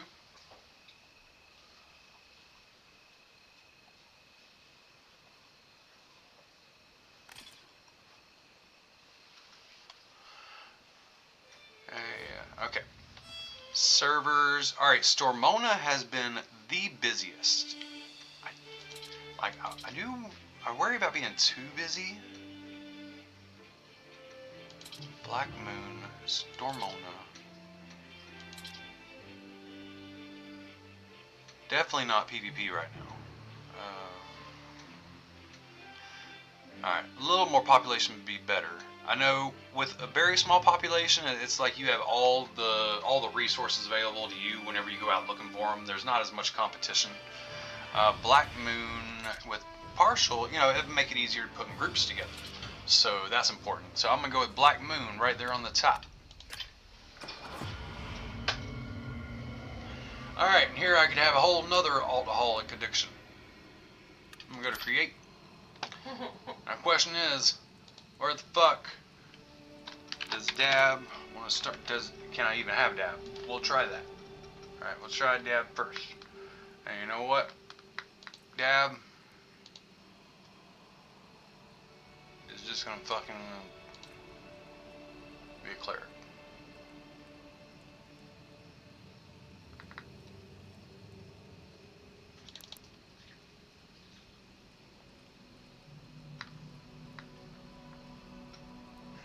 So 10 wisdom there. What about a halfling? Halfling. Fuck! No cleric. Damn it. Dwarven Cleric. But then I would start up in the Northern City. I'd have lower wisdom. No.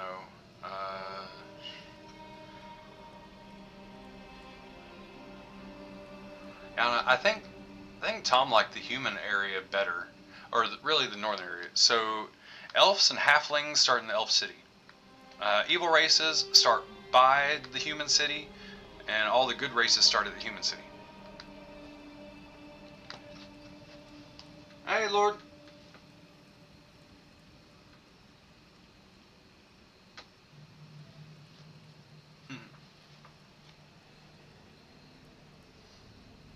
Let's see.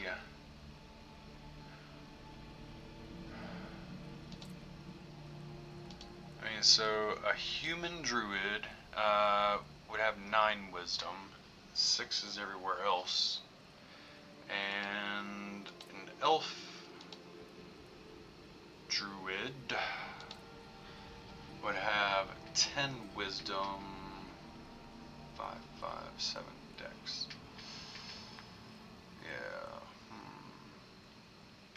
Human it is. You want to go? You want to go in the human city or the elf city, Tom? It's up to you.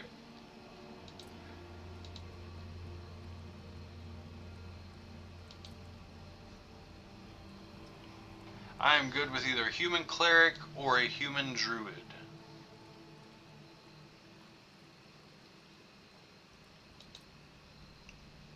Which one you got in mind?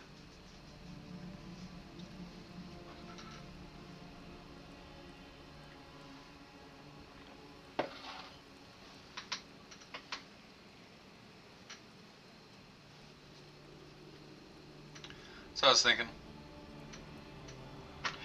It seemed like so from what I gathered from the elf area, well, the one advantage it has is it's got the level 10 magic recipes, where the human city you got to find those in chests, and in the elf city you can do quests to get them. They haven't added that to the human city yet. But yes, the human city seemed like we could stretch our legs further, we could expand further. If you go out too far from the elf city, you run into the stuff that, like, everywhere all around you, it's like, this requires a group, this requires a group, this requires a group, you know? The question is that. So yeah, I'm thinking the human city too. And what are you wanting to play as?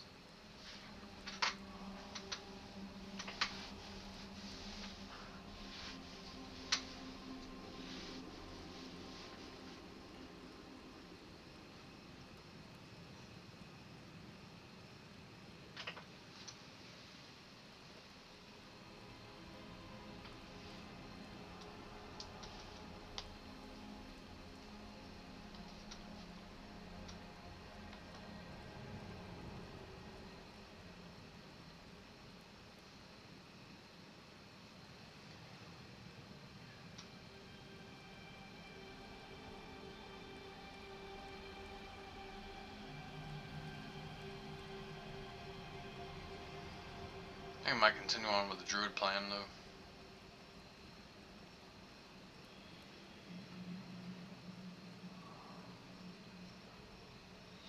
Then again, I'm still not sure.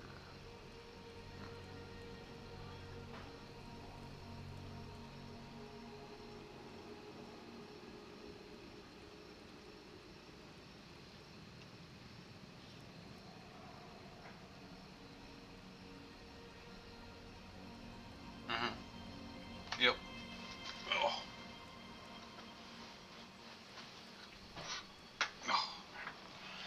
Oh, all the dogs at my feet. Kind of crowding me.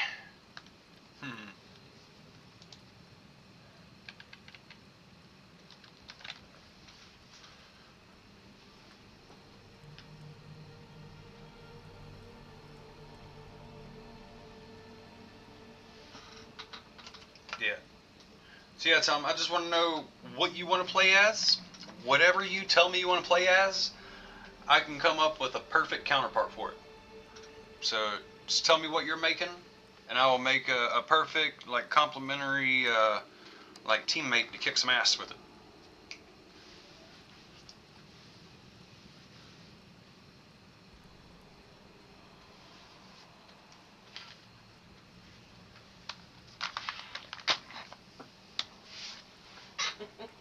Would you mind seeing if Mom's still up?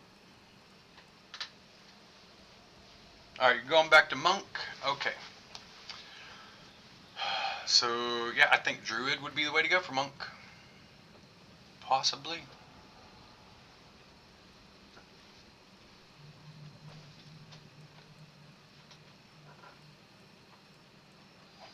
I mean, Cleric is Cleric. But, yeah, Druid. Druid is the way to go. Fuck, I'll sport the look right there. Let's go for it. Fucking put points there. If, yeah, Monk's up to you. I'd probably go with Dex, but Agility's important too.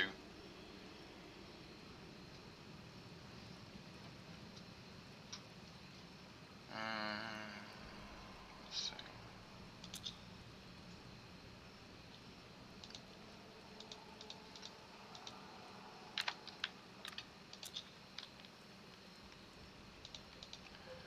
Well, shit.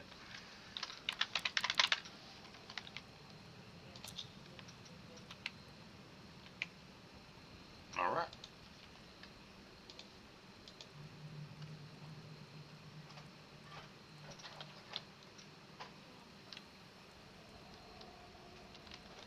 All right. Yeah, that should work out good for you. Yeah. She's Okay. but are we? Yes.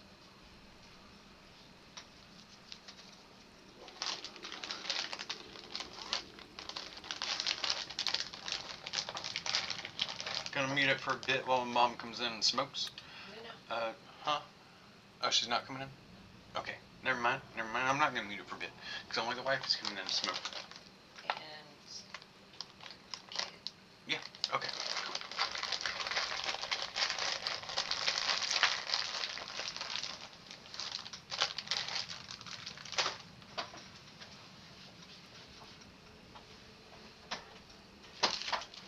But we haven't trained my mom yet how to talk around modern technology. Correct. I think we're in agreement, right? Yes. Okay. I don't know that we ever will. Right. So, we meet it. Yes. Oh yeah, let me log in here. Alright, so we're creating a Druid. Here we fucking go. Tom was having a lot of disconnection issues, so we went to another server. Completely fresh start. Fucking like a fucking band-aid. Yep, rip that shit off.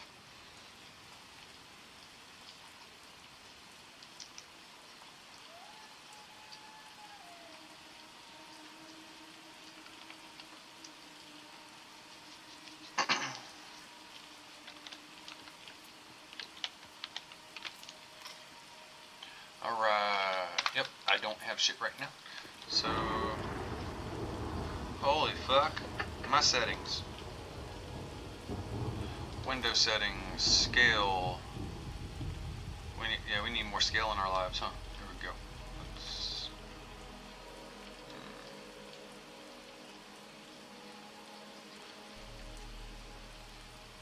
I think that'll help everybody a lot.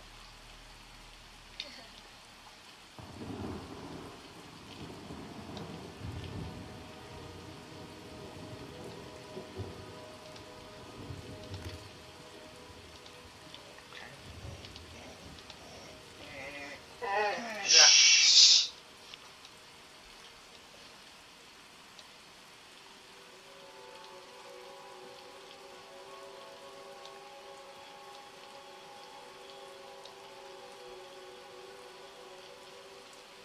Not really sure what happened to these bars, but okay.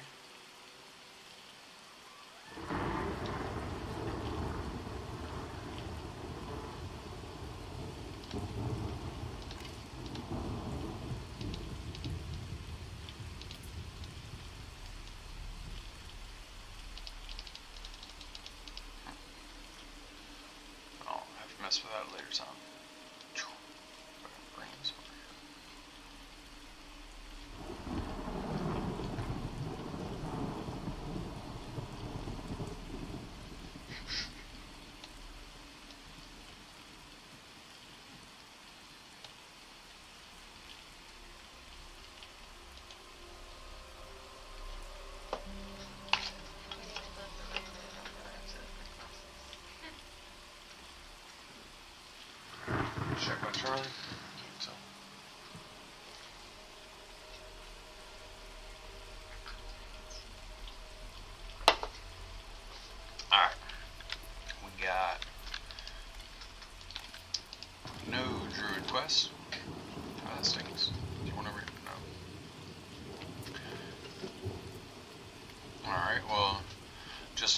con between a druid here and a druid at the Elf City. The Elf City has a third person here that starts out a quest chain for the druids.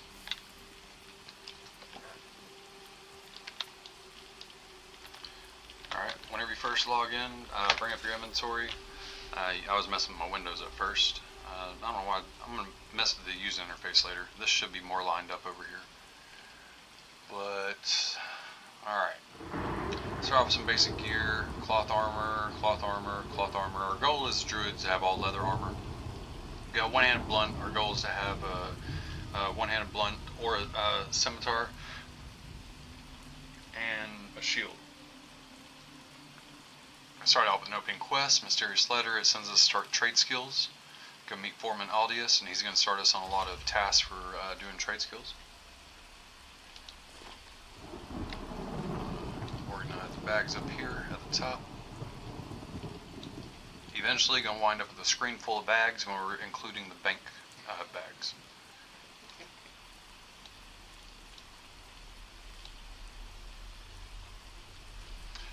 Let's see, Wild-Eyed Wanderer. So this is a passive. I'm going to learn this one. This makes practically all animals in the world will not be hostile to the druid. So like say grizzly bears right there. Most people, you walk up to it and it attacks the shit out of them. A druid walk up, say, hey, what's up? You know, just a minor thing, you know, just flavor. Bird and Fire Dart. That's a damage.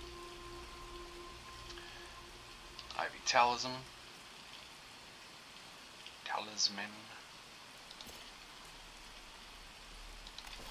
We have our Codex at the top.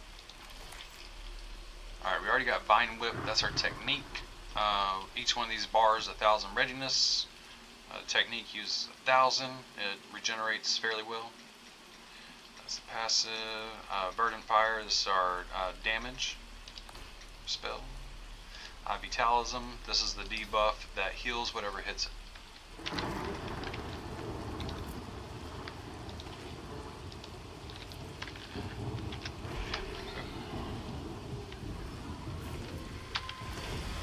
Using Ivy Talisman automatically activates your melee attack.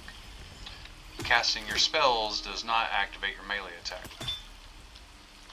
You either activate it by clicking this, pressing the grave symbol, which is that squiggly line, doing Alt 1 or clicking that to do the Vine Whip, that activate it, or you can right click on stuff to start melee attack on it.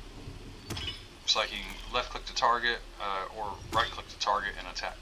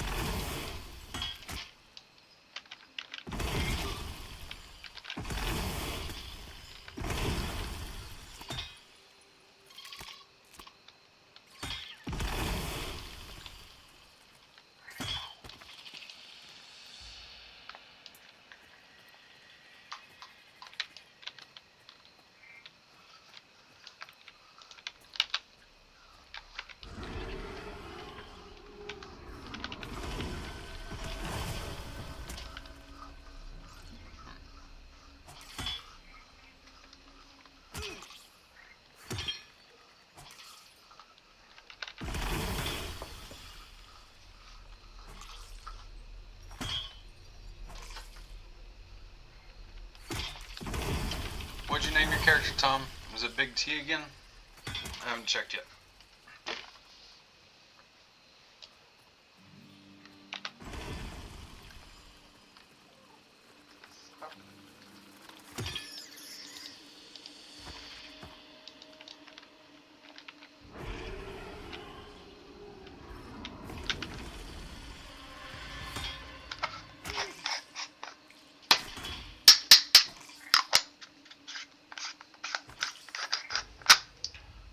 Big T.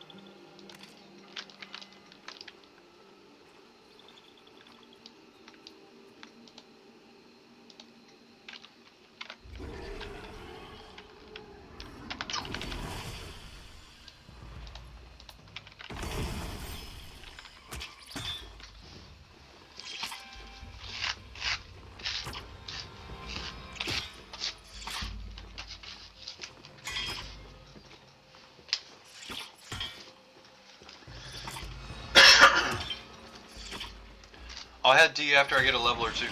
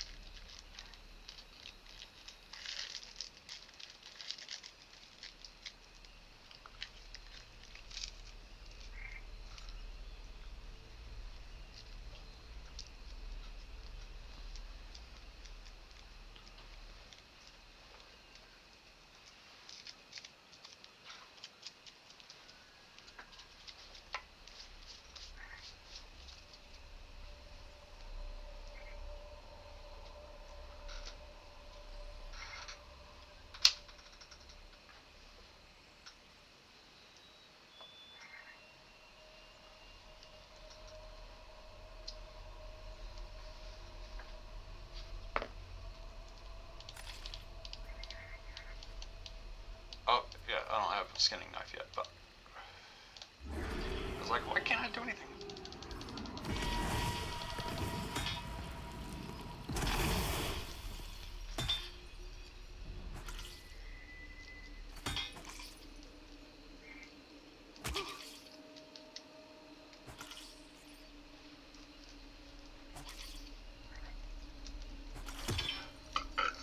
Excuse me.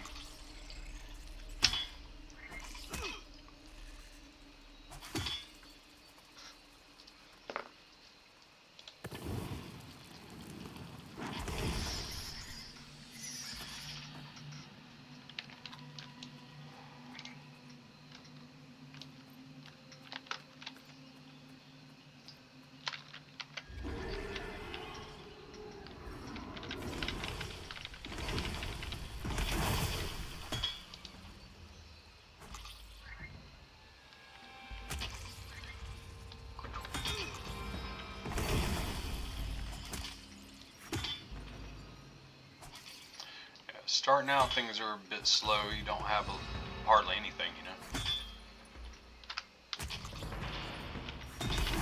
Yeah, just like any game, like Wizard was and stuff like that.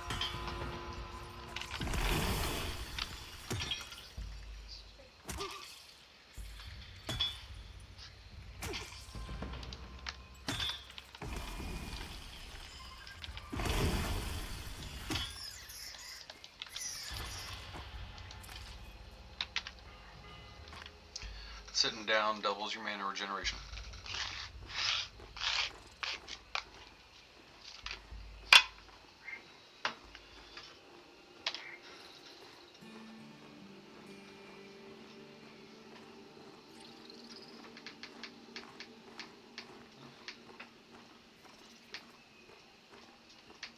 Tom started by the middle of town, so he was able to get his crafting tools right away, or his gathering tools.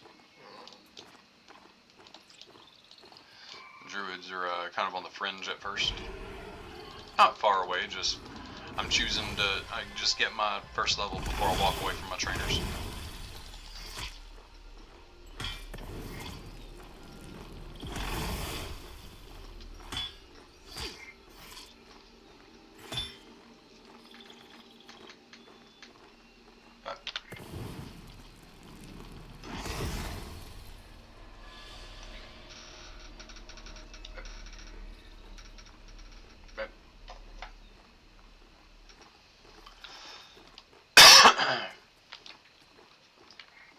Oh, and there's no map or mini map, but one thing it does help you, you got a compass around your teammate's class symbol here.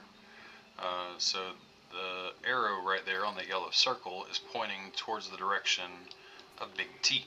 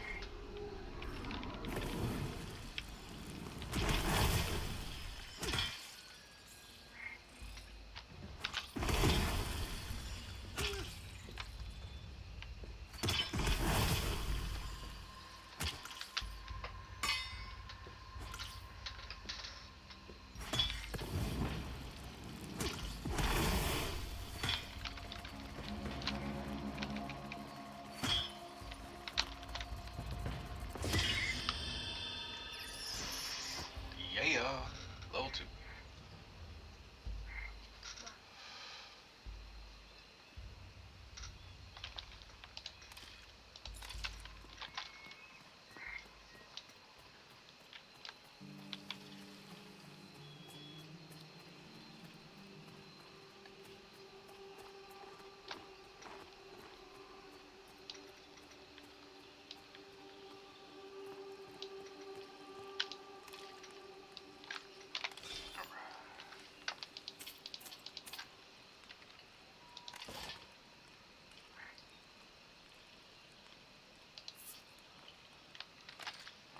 Next spell is level 4. Shit, didn't even have enough for that one. I didn't look at shit yet.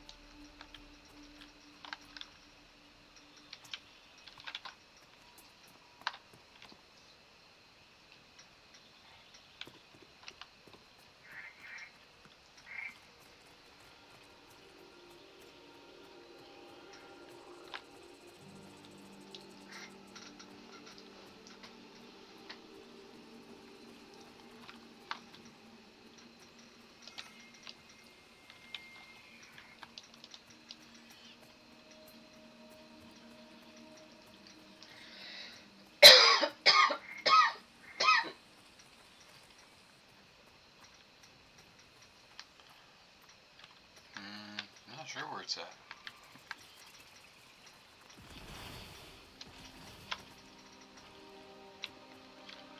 Alright, so that was...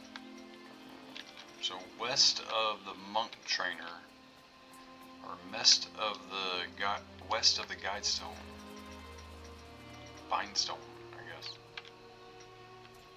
is where the druid is. Can we make it all the way up to this? I don't think so.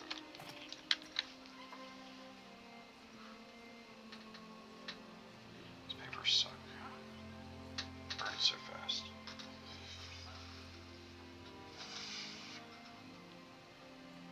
Yep.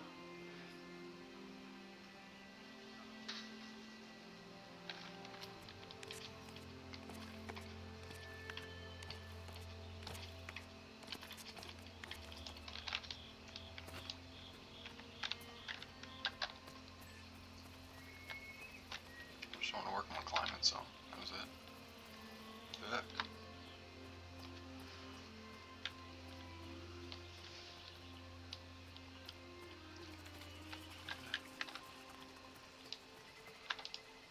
Ah, fuck.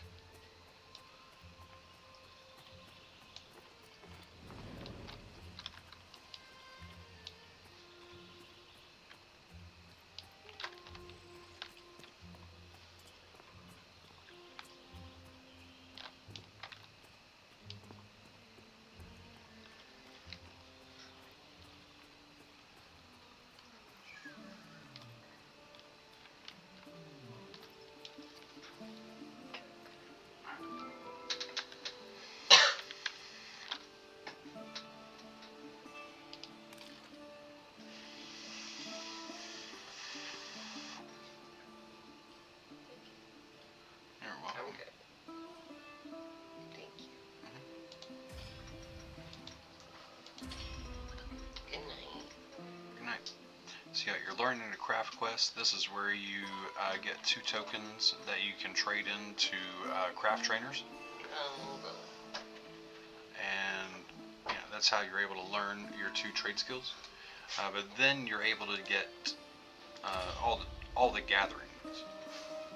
So it starts out 3 chunks of ore. I get 3 potatoes. Get maple trees. Get some tattered pelts and salvage items. Salvage complete. Learn the recipe. So, and that gave us our crafting tools. Don't know why the fuck I got 2 mining picks. Hopefully I didn't get screwed out of something, right? I don't think so. I haven't seen fishing poles yet, but there's a spot for a fishing pole. Control right click to equip. Right click schematics, send them to your schematic inventory. Looks like you can have a few hundred there. I need to find what trade skills I want to do. So that's a question, right?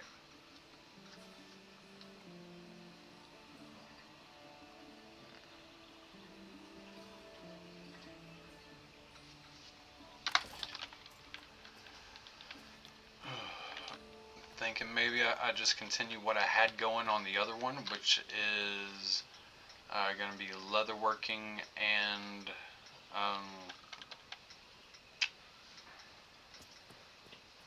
carpentry. Yes.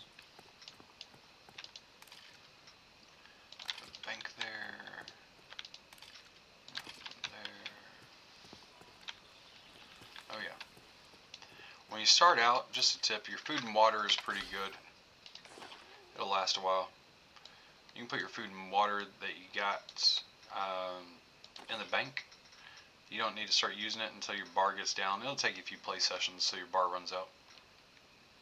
So you can loot a couple more things as you start out your leveling if you put your food and water in the bank. Just a tip.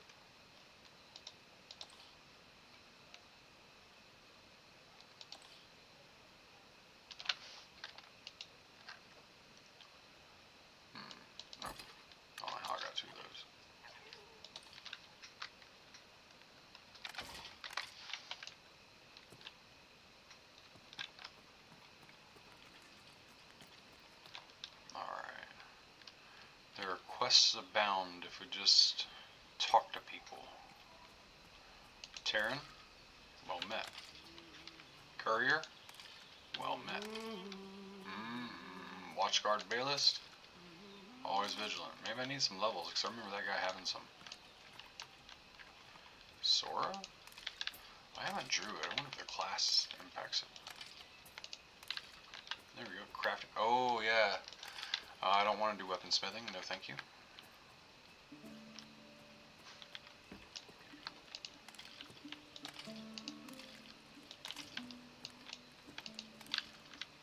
Flyer.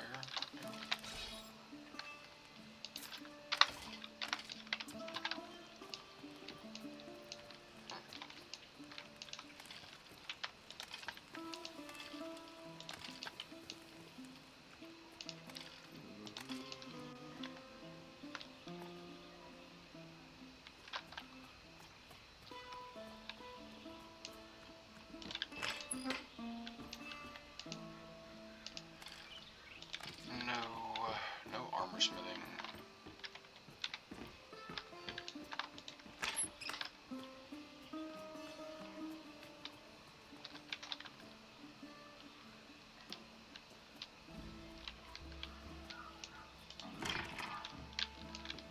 Okay.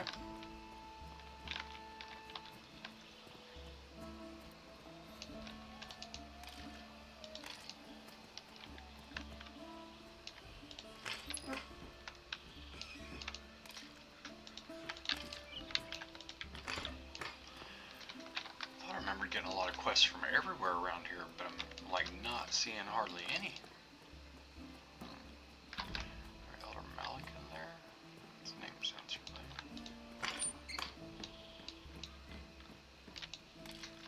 Winter Warmth? Okay.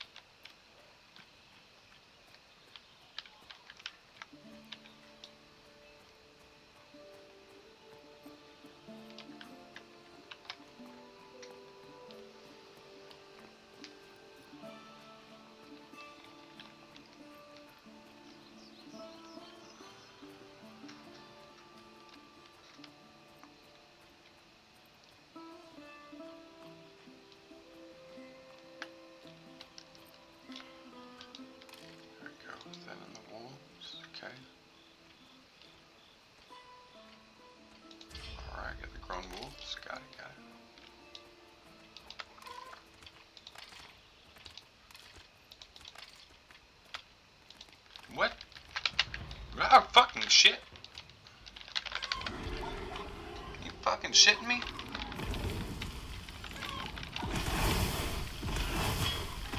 Tyrannical chicken menace? Tom, are you near the farm? What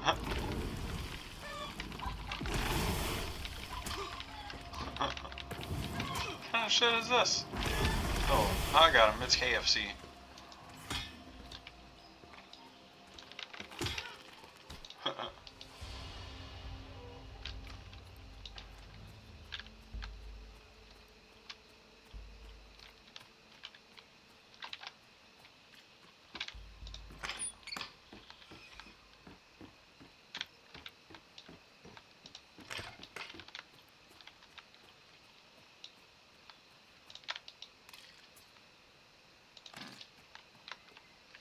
Just looking for a Lilyfoot?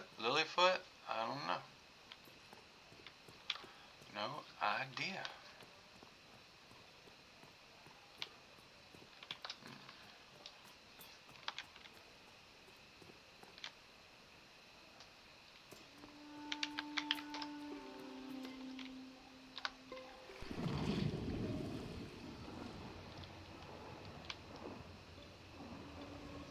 Just felt like building my phone.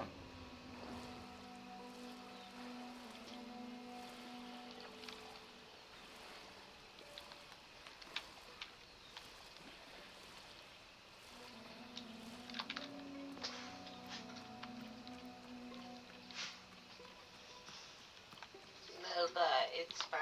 I'm not going to bed yet.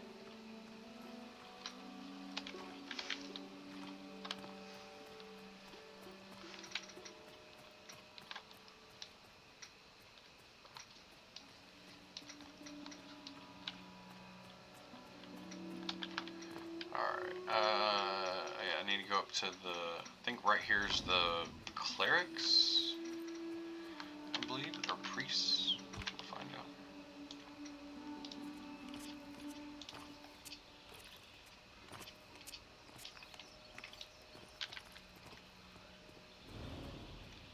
Hello.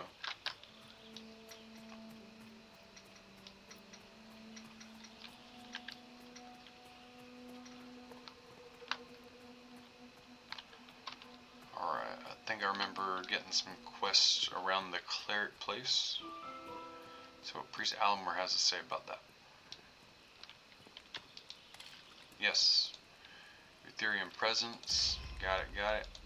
Field dressing. Jute fibers. Got it. Some more stuff back there. I'm gonna go check up here.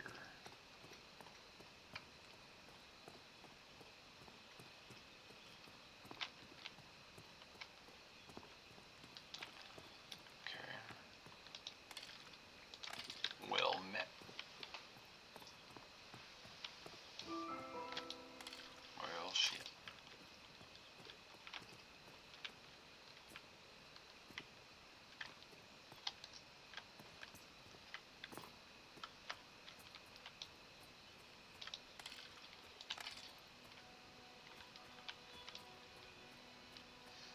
Alright, so the priest was on this side.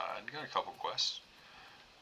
Next, down below is the ranger trainers, or the huntress. Huntress has a few quests.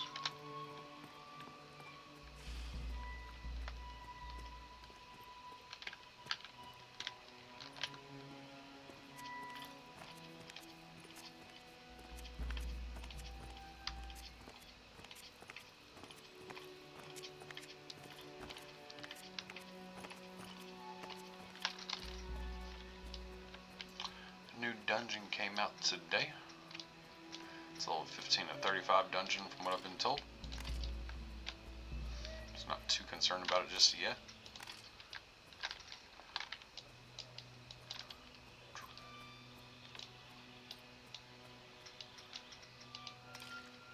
Alright, Warden. Young Ghost Viper.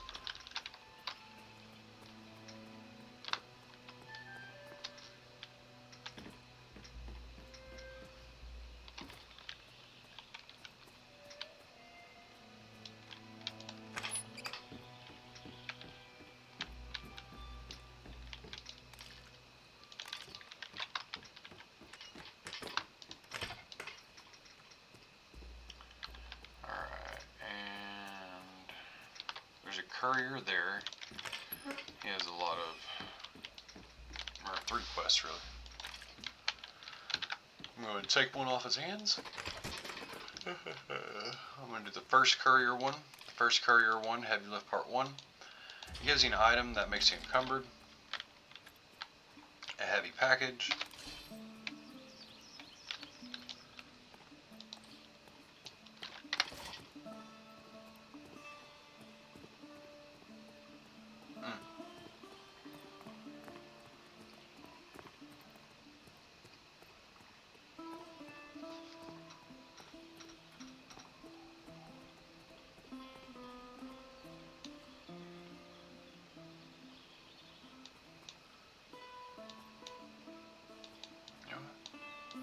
Which one is Carpentry?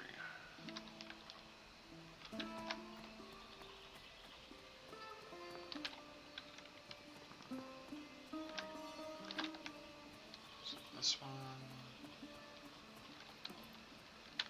This is the weapons one. Fisherman Livia. Mailing console.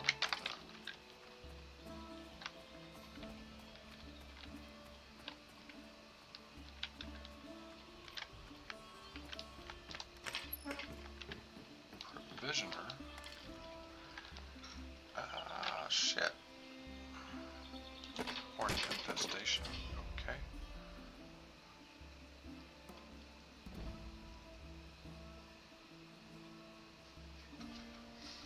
I could learn cooking.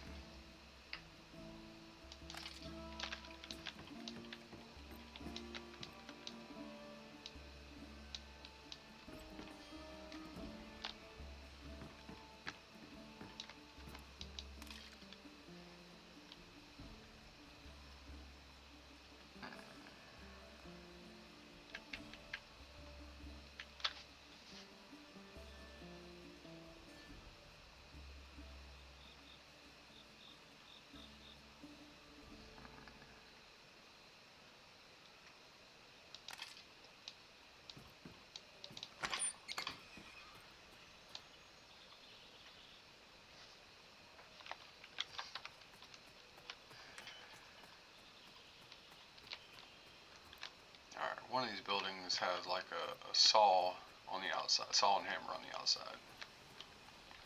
Something like that. Maybe this one, right here by the farmer. Yep, there it is. Boom. Just looking for the carpenter. Looking for the carpenter.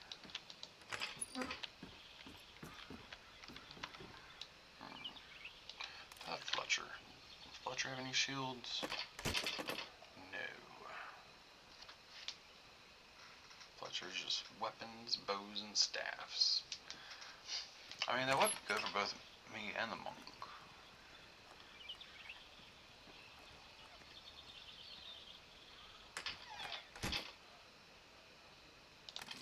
On carpentry. Wow. Got it.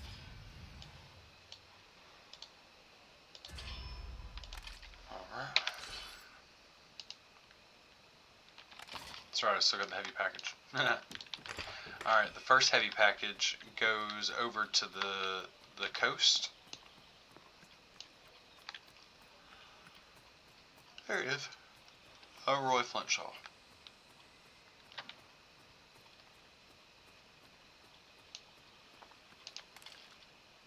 There we go. Completes.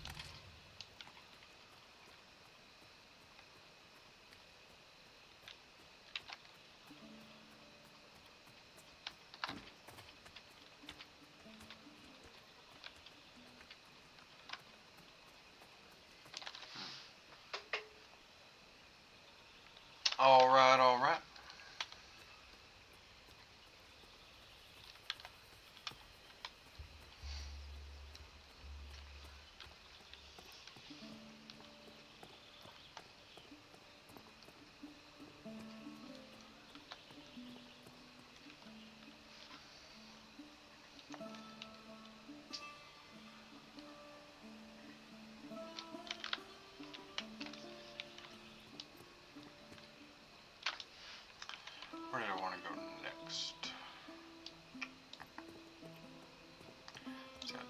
package. Right.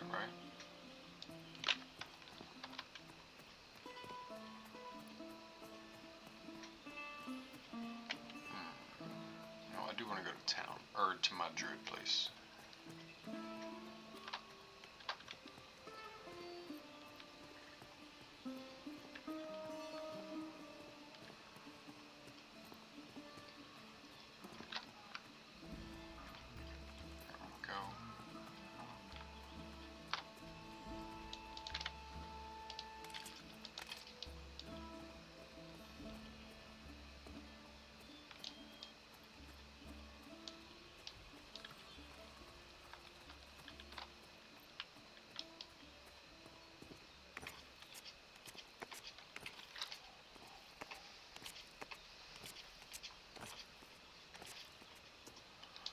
That one's the wizard place.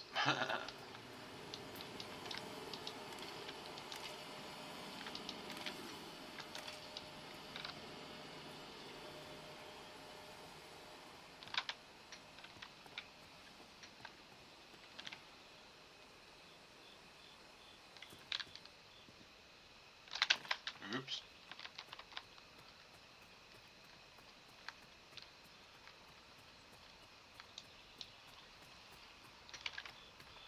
YOLO.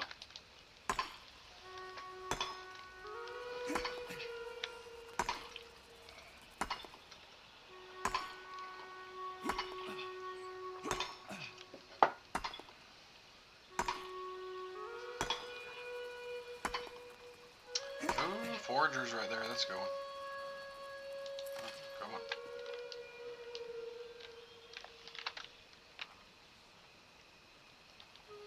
So I'm hovering over trees to see if I can cut them down.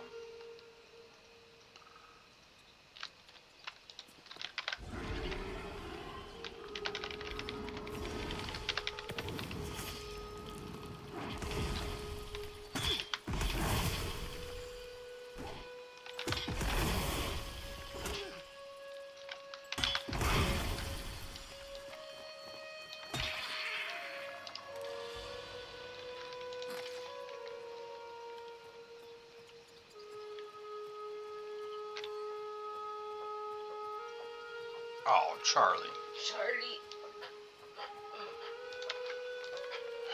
How could you?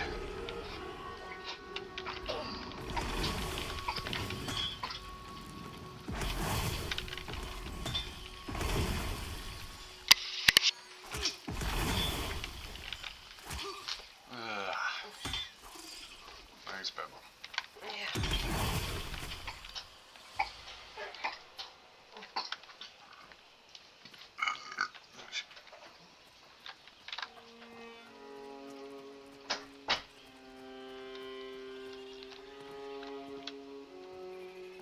Where the fuck are my druid people?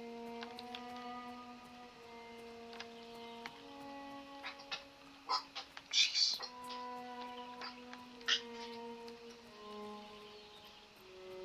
Oh yeah, I found my way back.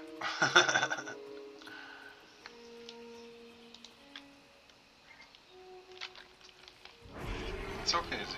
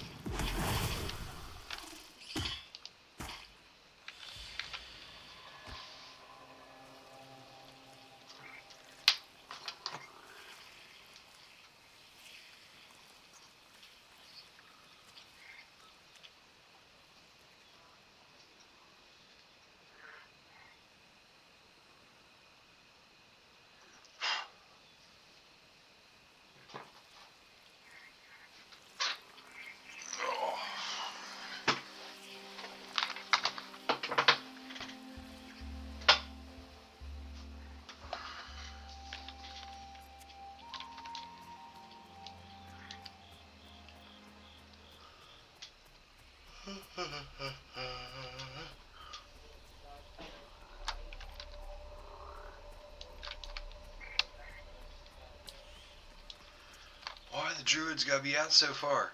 It's fucked up. You gotta go potty? Go potty. Come on, Lola. Lola, go potty.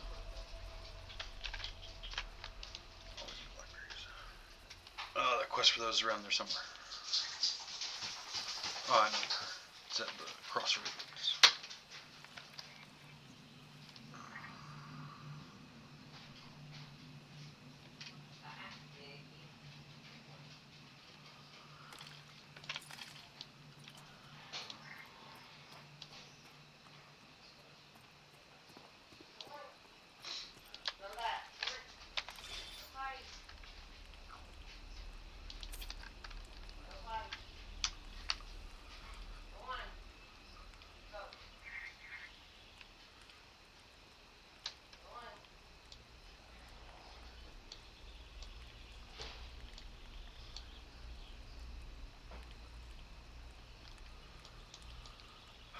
Need all those.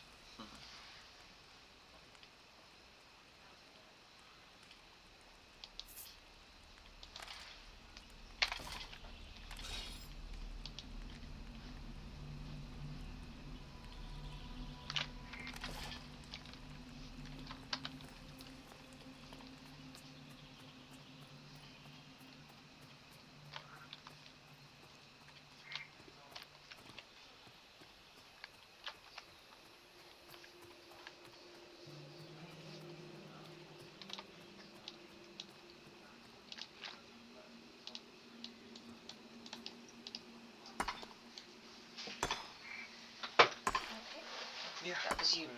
Oh, right.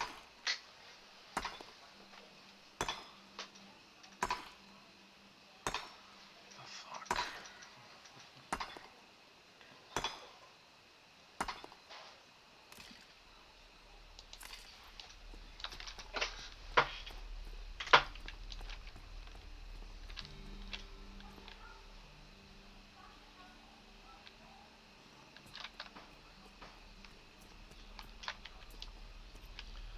What we got there? Ooh. Need some potatoes.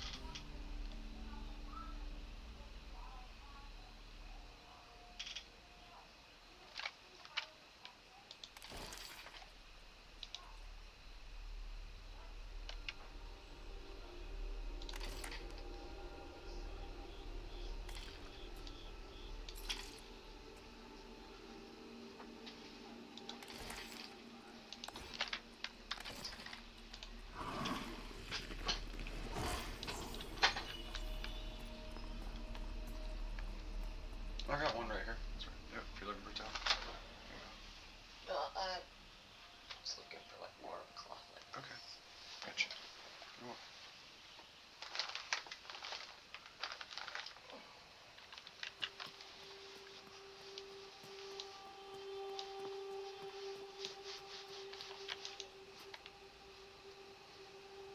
Ooh, maple tree.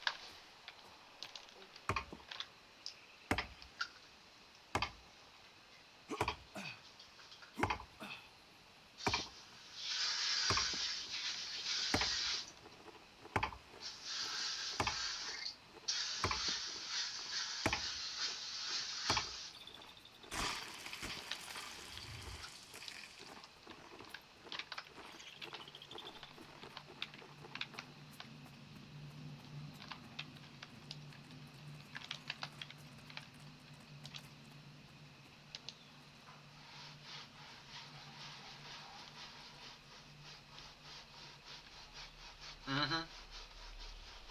Heck yeah.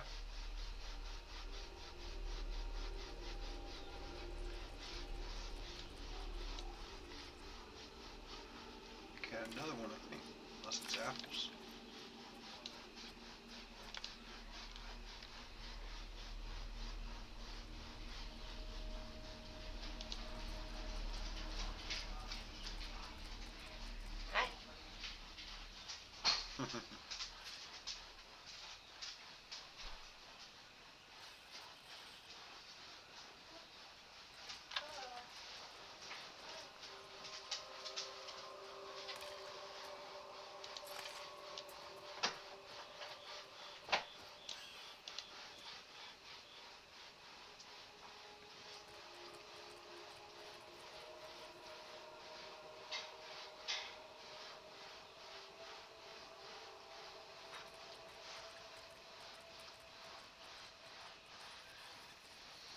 Did you crash again, Tom?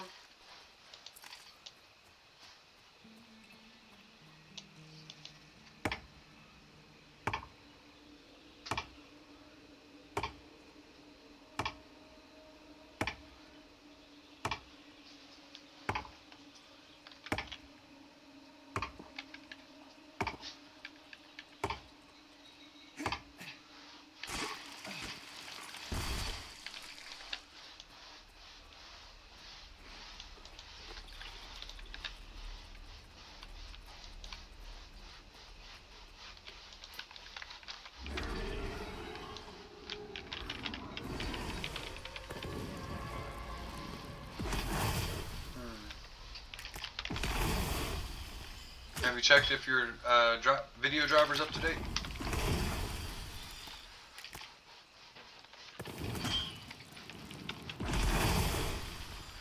Is your system running hot, or like is the system itself freezing, or only or is the game only the game crashing?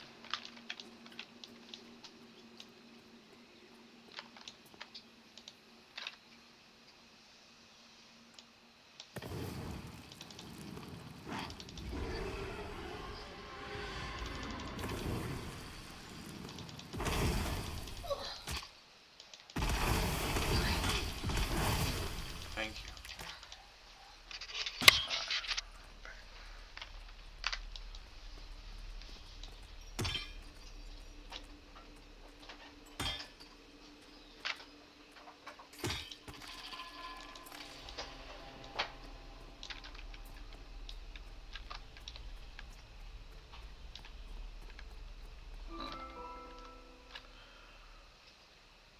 Oh, that's for Shaman.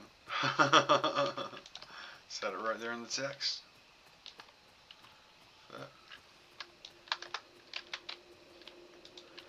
Flitter wing is above me. Pygmy raccoon is the same level.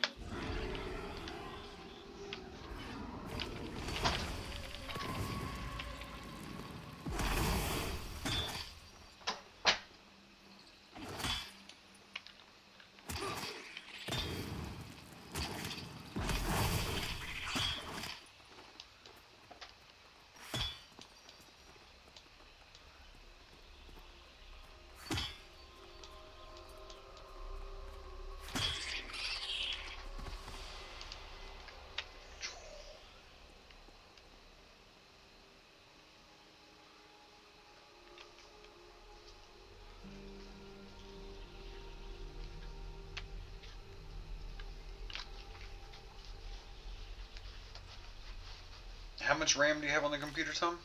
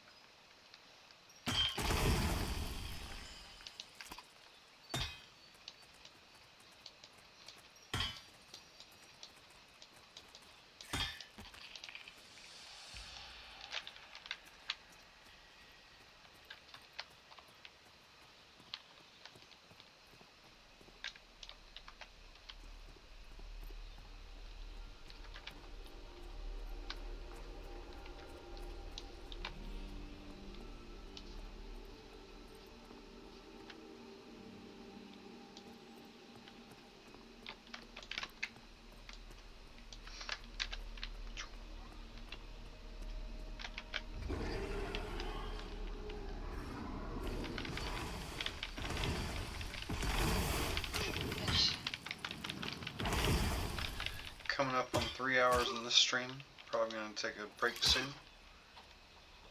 Could be back. Might not be back. I don't know. The jury's still out right now.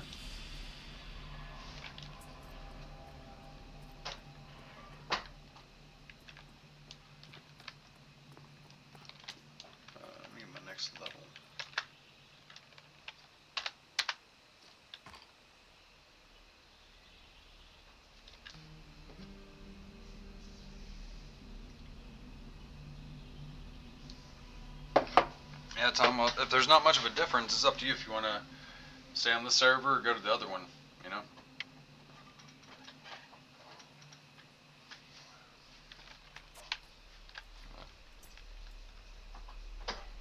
I mean, granted, this one should have better stability for you, but...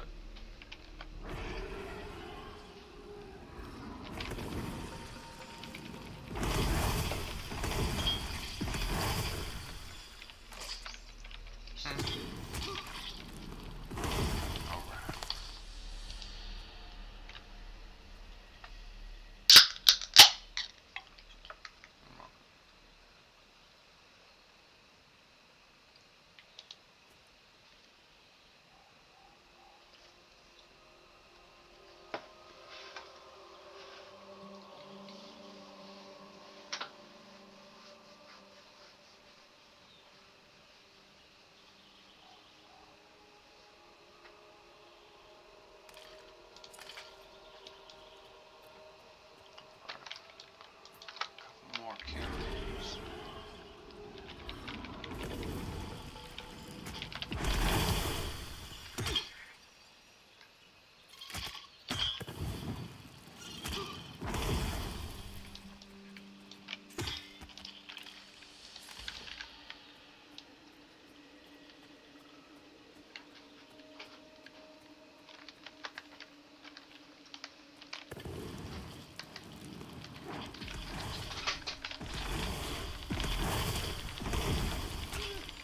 Shit, 2 of them? That's fucked up.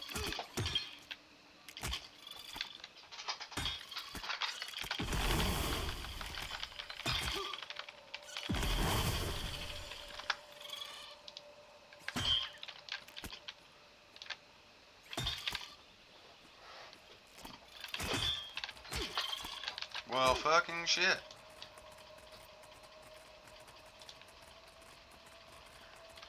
Will my trainer save me or what?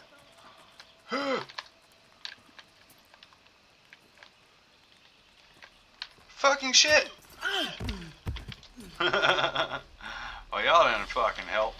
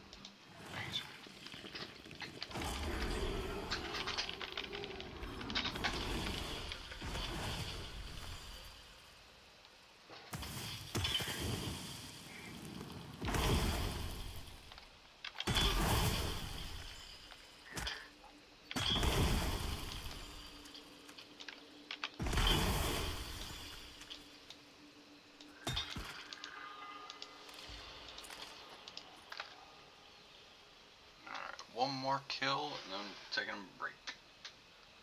Yeah, level 3.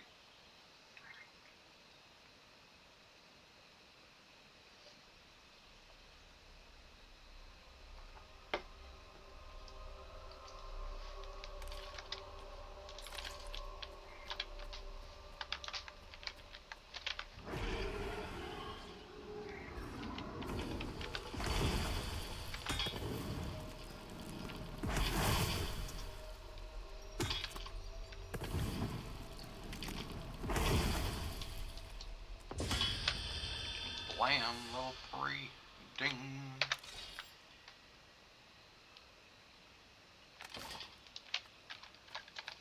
Alright, no more spells level 4 though.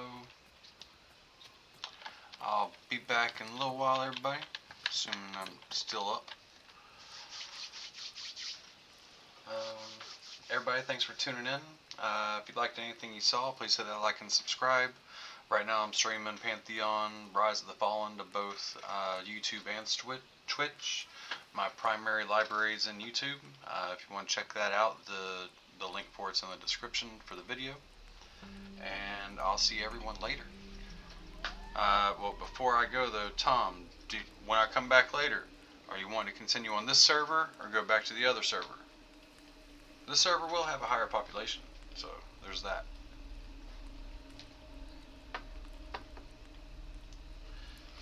I'll pause a few seconds for you to tell me what you want to do.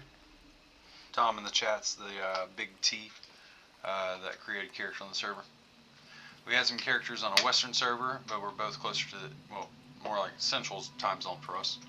But yeah, the Western one, he kept crashing. Came over here and he already crashed once, so trying to figure that out.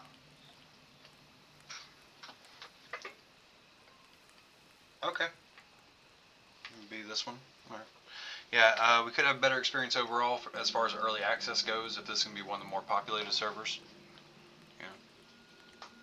Didn't seem like it was the server that was getting filled every day, but I don't know, I feel like that could be annoying sometimes, so probably better go with a medium range server. And yeah, so I'll plan to be back on here later. This is a Blood Moon server.